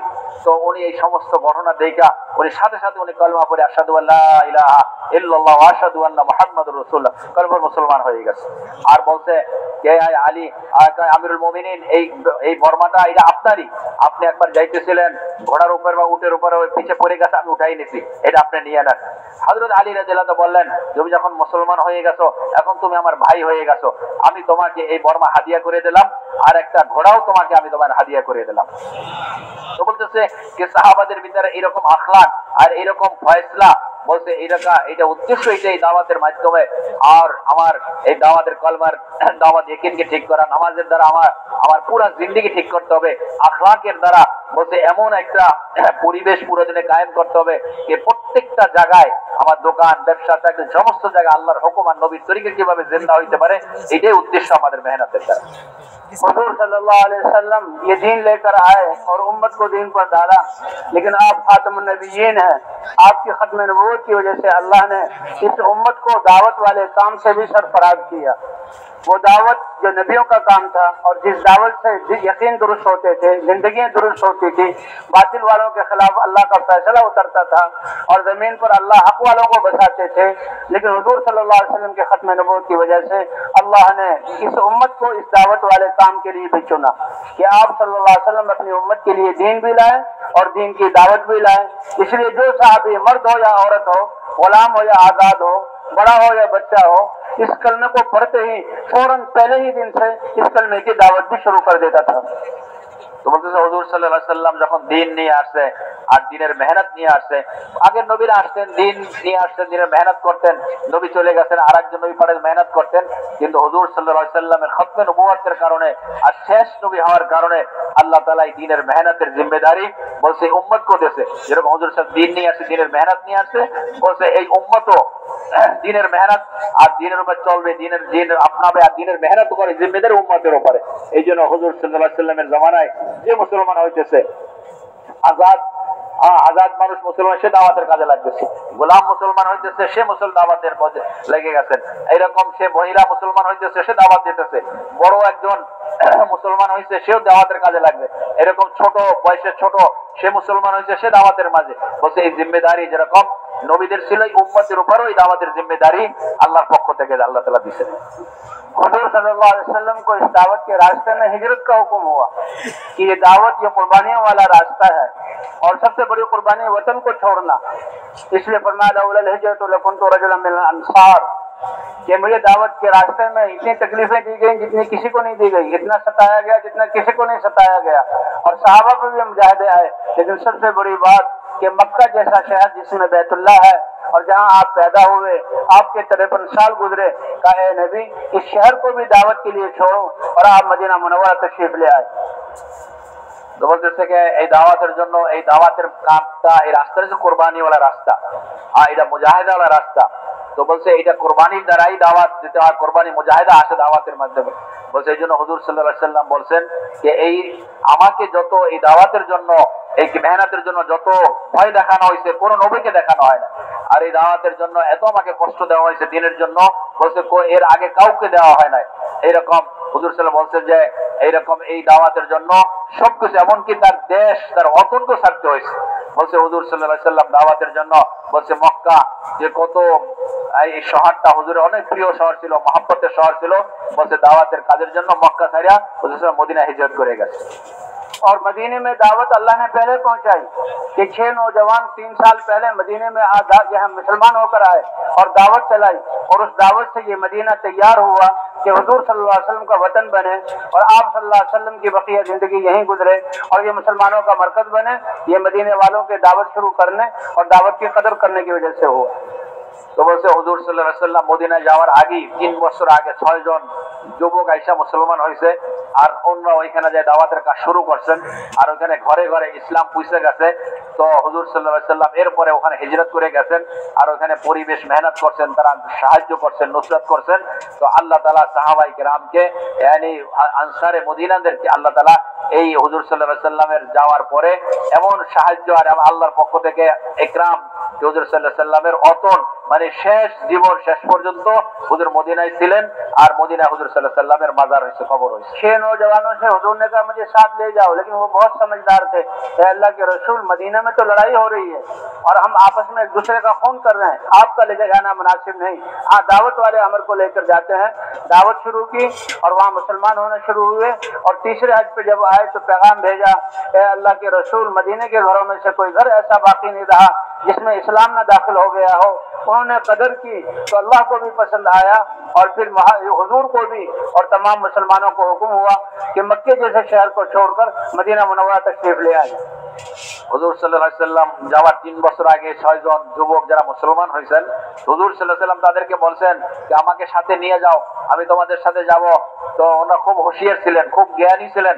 ওনারা বলছে ইয়া রাসূলুল্লাহ, এখন তো আমাদের মধ্যে যুদ্ধ চলতেছে, আপোষের মধ্যে লড়াই যুদ্ধ চলতেছে, এখন আপনাকে নেব না, আমরা দাওয়াতের মেহনত নিয়ে যাই, আমরা দাওয়াত করব। তো ওনারা যে দাওয়াতের মেহনত শুরু করছেন, মেহনত করতে করতে করতে যখন এক পরিবেশ হয়ে গেছে, আর প্রত্যেকটা ঘরে ইসলাম ঢুকে গেছে, মুসলমান হয়ে গেছে, তো এরপরে হুজুর সাল্লাল্লাহু আলাইহি সাল্লাম যখন গেছেন, তো হুজুর সাল্লাল্লাহু আলাইহি সাল্লাম এমন ওনাদেরকে আল্লাহ তাআলা সম্মান আর ইজ্জত থেকে হুজুর সাল্লাল্লাহু আলাইহি সাল্লাম ওখানে যাওয়ার পরে দিনের মেহনত শুরু হয়েছে, আর হুজুরের কবর ওইখানে হয়েছে। হুজুর শেষ পর্যন্ত হুজুর মদিনায় ওইখানেই ছিলেন হুজুর সাল্লাল্লাহু আলাইহি সাল্লাম। अंसारे मदीना के पास ज़राअत का थोड़ा सा नक्शा था, और वो भी उसमें जो कर्जों के नीचे दबे रहते थे, और फकर उनमें था। और इसी तरह मुहाजिरीन तो सब कुछ छोड़कर आए, लेकिन अल्लाह ने इस दीन और दावत की बरकत से उनको गनी किया। अब हालात तो ये थे कि मदीना मुनव्वरा मुहाजिरीन और अंसार को छोड़ दिया जाता ताकि वो अपनी दुनिया की जहाँ उम्र को मुरतब कर देते, लेकिन सीरत की किताबों में आता है, मौलाना साहब रहमतुल्लाह ने फरमाया कि हुजूर ने इन हालात में सहाबा से 80 सफर करवाए या 100 सफर करवाए, उनको अल्लाह के रास्ते में भेजा, तो दुनिया के लिए कुछ भी वक्त न बचा। अल्लाह ने उन सफरों की वजह से दुनिया दीन का पैगाम पूरी दुनिया में पहुंचाया। তো বলছে হুজুর সাল্লাল্লাহু আলাইহি সাল্লাম যখন ওখানে গেলেন, আর সমস্ত দুনিয়ার মানুষকে সাহাবারা মক্কার মতো শহর ছেড়ে মদিনায় চলে গেলেন, আল্লাহর পক্ষ থেকে হুকুম আসলো তারা তোমরা হিজরত করে মদিনায় চলে যাও। তো সবাই মদিনায় গেলেন। তো বলছে মদিনাওয়ালাদের কাছে এর আগে কিছু খেতি বাড়ি কৃষির কাজ ছিল অল্প, বলছে তাদের তার জরুরত পুরো হইতো না, তারা কর্জার উপরে কর্জাই থাকতো, তাদের মানুষের কাছে ধার নিত, কর্জা নিয়ে চলতেছিল। এরপরে মক্কাওয়ালারা ওখানে গেলেন, তো সাহাবায়ে কেরাম হুজুর সাল্লাল্লাহু আলাইহি সাল্লাম তাদেরকে বলেন নাই যে তোমরা এখানে বসে থাকো কেন, তোমাদের কাছে কামাইয়ের কোনো আসবাব নাই, কম অল্প কিছু কৃষক কৃষির কাজ। কিন্তু হুজুর সাল্লাল্লাহু আলাইহি সাল্লাম এই অবস্থায়ও তো বলতেছে আল্লাহ 100 অথবা 80 অথবা 100-র বেশি সফর সাহাবা দিয়ে করাইছে, আল্লাহর রাস্তায় তাদেরকে পাঠাইছে। তো আল্লাহ তাআলা এই সফরের কারণে, দিনের মেহনতের কারণে আল্লাহ তাআলা তাদেরকে দুনিয়াও দিয়েছে, তাদেরকে ধনীও করে বানাই দিয়েছেন। और 29 सफरों में खुद हुजूर सल्लल्लाहु अलैहि वसल्लम साहबा के साथ गए। আর 32টা সফরের মধ্যে হুজুর সাল্লাল্লাহু আলাইহি সাল্লাম নিজে সাহাবাদের সাথে ছিলেন। और साहबा का सफर जो है वो कोई घंटों के नहीं होते थे, हफ्तों के और महीनों के होते थे। तो 10 साल के अरसे में 100 सफर हो तो कितना मदीने में जो है अपने दुनिया के काम काज के लिए वक्त बचा होगा? वक्त नहीं बचा, लेकिन अल्लाह ने अपनी कुदरत से और अल्लाह ने बरकतें उतार कर साहबा को गनी किया। তো বলতেছে যে হুজুর সাল্লাল্লাহু আলাইহি সাল্লাম কয়েক ঘন্টার সফর হইতো না, অনেক দিনের, মাসের, এরকম লম্বা লম্বা সফর হইতো। তো তাদের জন্য বলছে কামাবার সময় কত, তাদের কামাবার সময় ছিল না, কিন্তু আল্লাহ তাআলা নিজের কুদরত দিয়া আল্লাহ তাদের জন্য বরকত নাযিল করছেন, আল্লাহ তাদেরকে ধনীও করে দিয়েছেন, মালও দিয়েছেন তাদের। और साहबा किराम की सबसे बड़ी कुर्बानी कि हुजूर मदीने में मौजूद है, उनकी ज़ियारत से वो सहाबा बने और हुजूर मस्जिद नबी में नमाज पढ़ा रहे हैं, और मस्जिद नबी में हुजूर के पीछे नमाज पढ़ने की फजीलत क्या। और उससे बड़ी बात कि हुजूर पर हर वक्त वही उतर रही है, ये इल्म उतर रहा है और सहाबा उस इल्म को लेकर उम्मत तक पहुंचा रहे हैं। और क्या खुशकिस्मत है जिनको अल्लाह ने जरिया बनाया इस दीन के इल्म का दुनिया में आने का। लेकिन जो अल्लाह के रास्ते में जा रहे हैं वो हुजूर की ज़ियारत को कुर्बान कर रहे हैं, हुजूर की मस्जिद की नमाजों को कुर्बान कर रहे हैं, और जो इल्म उतर रहा बराह रास्त था हुजूर से इल्म लेकर दुनिया तक, उम्मत तक पहुंचाना, उसको कुर्बान कर रहे हैं कि इंसानियत को कैसे जहन्नम से बचाया जाए। इसलिए सहाबा किराम ने ये कुर्बानियाँ दी, और इस कुर्बानी के ये इंसानियत कैसे जहन्नम से बचकर जाए, जो वो जन्नत में जाने वाली बन जाए। और अल्लाह ने उनके लिए गवाही उतारी, रिजालुन सदक़ू मा आहादुल्लाह अलैहि वमिनहुम मन क़ज़ा नहबहु वमिनहुम मन यंतज़िर, कि ये ऐसे लोग हैं कि अल्लाह से जो वादा किया कि हमारे जान माल तेरे दीन के लिए, इसको सच्चा कर दिखाया, हत्ता के बाद उन्हें जाने दे दी। और जो बाकी हैं वो भी इस बात के इंतजार में है कि अल्लाह हमारी जानों को कब कबूल करते हैं इस दीन के लिए। তো বলতেছে সাহাবাদের সবচেয়ে বড় জিনিস ছিল যে হুজুরের হাতে মুসলমান হয়েছে, হুজুরকে দেখতেছে সামনাসামনি, কিন্তু হুজুরের সোহবতকে ছাড়তেছে, হুজুরকে দেখতেছে না, আল্লাহর রাস্তায় যাইতেছে। এরকম মসজিদে নববীতে নামাজের কত নেকি এটা তারা জানতেন। এরকম এর চেয়ে বড় জিনিসকে এখন আসমান থেকে কোরআন নাযিল হইতেছে, ওহী আসতেছে, আর এটা পুরো উম্মতের কাছে হুজুর পৌঁছাইতেছে, মানুষের কাছে পৌঁছাইতেছে। বলছে এই সমস্ত জিনিসের সাহাবারা কোরবান করছে, যে মসজিদে নববীর নামাজের কত নেকি এটা দেখে নাই, হুজুরের সোহবত থাকে এটা দেখে নাই, আসমান থেকে যে কোরআন নাযিল হইতেছে, ইলম আসতেছে, এটা উম্মতের কাছে পৌঁছাইতেছে, এটা আমরা শিখবো, এটার দিকে দেখে নাই। বলছে আল্লাহর রাস্তায় চলে গেছে। কেন গেছে? যে সমস্ত দুনিয়ার মানুষ কিভাবে জাহান্নাম থেকে বাঁচতে পারে, জান্নাতে যাইতে পারে। বলছে এই সমস্ত কোরবানি তারা দিয়েছে। যখন এই কোরবানি দিয়েছে আর সমস্ত দুনিয়ায় চলে গেছেন, তো আল্লাহ তাআলা এদের সততা আর এদের যে দিলের নিয়ত আল্লাহ তাআলা কোরআনের মধ্যে নাযিল করছেন। আল্লাহ তাদেরকে প্রশংসা, তারিফ আল্লাহ তাআলা কোরআনের মধ্যে করছেন যে এইরকম পুরুষ তারা ছিল, রিজালুন, এইরকম তারা পুরুষ, পরিপূর্ণ পুরুষ, তারা আল্লাহর সাথে যে ওয়াদা করছেন, ওয়াদা তারা পুরা করছেন। অনেক তো এই ওয়াদা পুরা করতে করতে আল্লাহর রাস্তায় তারা কুরবান হয়ে গেছে, আল্লাহর রাস্তায় মউত এসে গেছে, আর এখন অনেকে আছে ইন্তজার করতেছে যে কখন আমরা আল্লাহর রাস্তায় আমাদের মউত এসে যাবে। যে আল্লাহর সাথে কি ওয়াদা করছে, তাদের এইটাই নিয়ে ছিল, ওয়াদা ছিল, ইরাদা ছিল যে সমস্ত দুনিয়ার মানুষ কিভাবে জাহান্নাম থেকে বাঁচতে পারে, জান্নাতে যাইতে পারে। বলছে এই ওয়াদা তারা পুরা করছে। আল্লাহ তাআলা তাদের এইটা কোরআনের মধ্যে আল্লাহ নাযিল করছে। हजरत मुआज रज़ी अल्लाह ताला अन्हु नौजवान, बड़े खूबसूरत और बहुत बड़े आलिम और फकीह हुजूर से इल्म हासिल कर रहे हैं, लेकिन उनको भी हुजूर ने भेजा, ए मुआज, पहले तो फरमाया वल्लाहि इन्नी ला उहिब्बुक, ए मुआज, अल्लाह की कसम खाकर कहता हूँ कि मैं तुमसे मोहब्बत करता हूँ। अल्लाह अकबर, हम हुजूर से मोहब्बत करेंगे, हमारी निजात का जरिया है। और अल्लाह ने फरमाया तुम मेरे नबी से मोहब्बत करो तो मैं तुम्हें अपना महबूब बना लूंगा। और जिसको हुजूर फरमा रहे, ए मुआज मैं तुमसे मोहब्बत करता हूँ, और फिर अगली तशकील के लिए तैयार किया, ए मुआज मैं तुम्हें यमन भेजने वाला हूँ, और यमन को जाकर तुम दावत दो, उनको इस्लाम सिखाओ। और ए मुआज, शायद कि जब तुम वापस आओ तो तुम मुझे देख न पाओगे, तुम्हारा गुजर मेरी कब्र पर से होगा। और हज़रत मुआज को भेजा, हज़रत मुआज भी रो रहे हैं और हुजूर भी रो रहे हैं। और हज़रत मुआज गए और वहाँ यमन में जाकर काम किया, बड़े इत्मीनान से जब काम पूरा हुआ वापस आए और मदीना मुनव्वरा में आए तो पूछा हुजूर का क्या हाल है। तो साहबा ने अर्ज किया کہ حضور تو دنیا سے پردہ فرما گئے, قبر پر حاضری دی.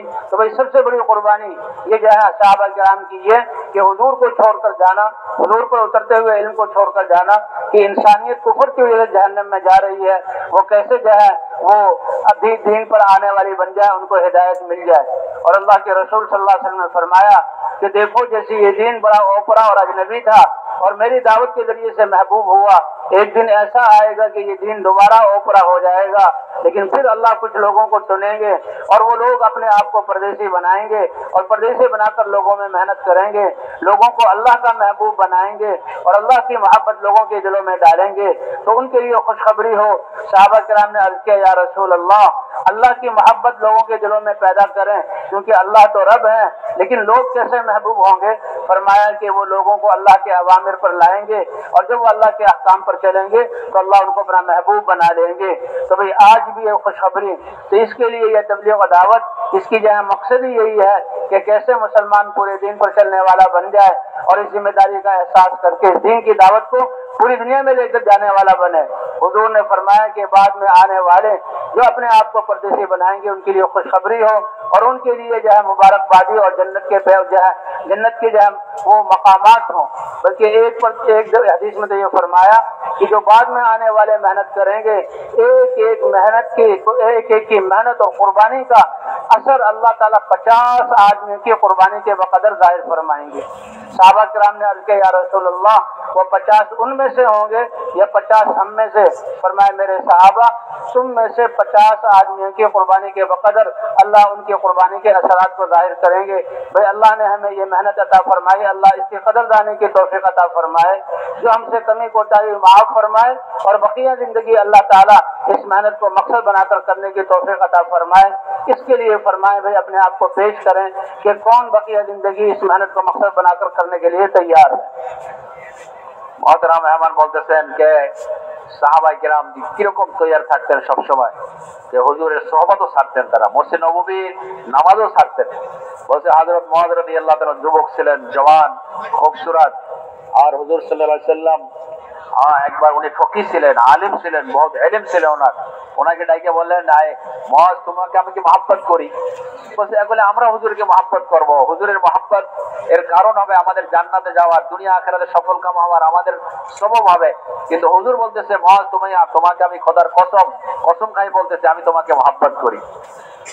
তো কিছুদিন পরে মহব্বত করার থেকে নাকি আমার পাশে থাকো, কিছুদিন পরে বলতেছে মুআয তোমাকে আমি ইয়ামানে পাঠাই দিনের মেহনতের জন্য, আর তুমি এখানে মেহনত করবে, কিন্তু যখন ফেরত আসবে মদিনায় আমাকে এসে পাবে না। তো এখন তার দিলের ভিতরে কি হবে? উনি যাইতেছেন, আল্লাহর নবীর তাশকিল হইতেছে, উনি ইয়ামানে যাইতেছেন, উনি কাঁদতেছেন, হুজুর কাঁদতেছে, তো ওখানে যে মেহনত করছেন, করতে করতে করতে যখন ওনার মেহনত পুরো হয়েছে, এখানে লোক হিদায়াত পাইছে, মুসলমান হয়েছে, যখন উনি ফেরত আসছেন, আইসা সাহাবাদের সাথে মোলাকাত হয়েছে মদিনায়, তো শুনছে হুজুর সাল্লাল্লাহু আলাইহি ওয়াসাল্লাম দুনিয়াতে চলে গেছে। তো বলছে তার দিলের ভিতরে কি কত, বলছে হুজুরের দেখা, হুজুরের সাহাবা জিয়ারতও কুরবানি করছেন সাহাবারা। তো তার একটা উদ্দেশ্য ছিল যে সমস্ত দুনিয়ার মানুষ কিভাবে মুসলমান হয়, কিভাবে জান্নাতে যাইতে পারে, জাহান্নাম থেকে বাঁচতে পারে, এই জন্য সাহাবারা সব ধরনের কোরবানি তারা সহ্য করছেন, সব ধরনের কোরবানি তারা উঠাইছেন। তো ভাই দোস্ত বুজুর্গ, তো চলতে চলতে চলতে আল্লাহ তাআলা দ্বীনকে পুরো দুনিয়া পৌঁছাইতেছে। হুজুর সাল্লাল্লাহু আলাইহি ওয়াসাল্লামের হাদিসের মফহুম এরকম যে দিন যেরকম শুরু হয়েছে এইরকম যে কেউ চিনত না, আজনবী হিসাবে মানুষ এটা আজনবী কেউ জানতো না, এরকম অবস্থায় এমন একটা দিন আসবে, এরকম কেউ আসবে, জমানা আসবে যে মানুষ দিনকে জানবে না, দিন চিনবে না, মানে এরকম আজনবী হয়ে যাবে মানুষের সামনে। তো তাদের জন্য খুশখবরি, তাদের জন্য সুসংবাদ যে ওই সময় তারা মেহনত করবে, মানুষকে আল্লাহর দিকে ডাকবে আর মানুষকে আল্লাহর মাহবুব বানাবে। তো সাহাবারা জিজ্ঞাসা, ইয়া রাসূলুল্লাহ, এক তো হইছে কে মানুষ আল্লাহ মহব্বত করবে আর মানুষ আল্লাহর কাছে মাহবুব হবে কিভাবে? তো বলে হুজুর সাল্লাল্লাহু আলাইহি ওয়াসাল্লাম বলে মফহুম এরকম, যখন মানুষকে আল্লাহর দিকে ডাকবে, আল্লাহর পরিচয় দেবে আর আল্লাহর হুকুম পুরা করবে, নবীর তরিকা চলবে, আল্লাহ তাআলা তাদেরকে মাহবুব বানাই দেবে। তো বলছে এই মেহনতটা এইটা উদ্দেশ্য। তো বলতেছে অন্য হাদিসের মধ্যে আছে, হাদিসের মফহুম এরকম کہ حضور صلی اللہ علیہ وسلم বলেন যে এক জমানা আসবে যে তারা মেহনত করবে, কোরবানি করবে, একজনের কোরবানির যে আসর আর তার শক্তি, তার দ্বারা যে প্রভাব আর আসর হবে দুনিয়া 50 জনের মতো হবে। একজনের কোরবানির আসর 50 জনের মতো হবে। তো সাহাবায়ে কেরাম ইয়া রাসূলুল্লাহ 50 জন কি ওই জমানার 50 জন? আমাদের বলছে না, তোমাদের 50 জন, ওই জমানার একজনের কোরবানি এরকম কোরবানি হবে, এরকম মুজাহিদা মেহনত হবে, তাদের আসর এরকম তোমাদের 50 জনের মতো হবে। তো ভাই দোস্ত বুজুর্গ, এই মেহনতের উদ্দেশ্য এইটাই যে ভাই সমস্ত দুনিয়ার ভিতরে কিভাবে আল্লাহ দিন জিন্দা হইতে পারে, মানুষ আল্লাহকে চিনতে পারে, বসে মানুষ জাহান্নাম থেকে বাঁচতে পারে। এই জন্য আমাদেরকে এই মেহনত আল্লাহ তাআলা আমাদেরকে দিয়েছে। এই জন্য পিছে যা আমাদের ভুল হয়ে গেছে, আমরা মেহনত করি নাই, আমাদের জিম্মে ছিল কিন্তু আমরা বুঝি নাই, করি নাই।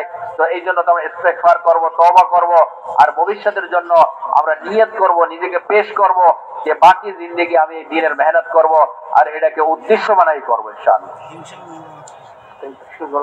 তো এই জন্য ইনশাআল্লাহ ভাই কারা কারা তৈরি আছে ইনশাআল্লাহ যে 4 মাসের জন্য বিদেশের জন্য, যাদের 4 মাস এখন হয় নাই, 4 মাস এখন হয় নাই, 4 মাস এখন হয় নাই, 4 মাস এখন হয় নাই, 4 মাস এখন হয় নাই, 4 মাস এখন হয় নাই, 4 মাস এখন হয় নাই, 4 মাস এখন হয় নাই, 4 মাস এখন হয় নাই, 4 মাস এখন হয় নাই, 4 মাস এখন হয় নাই, 4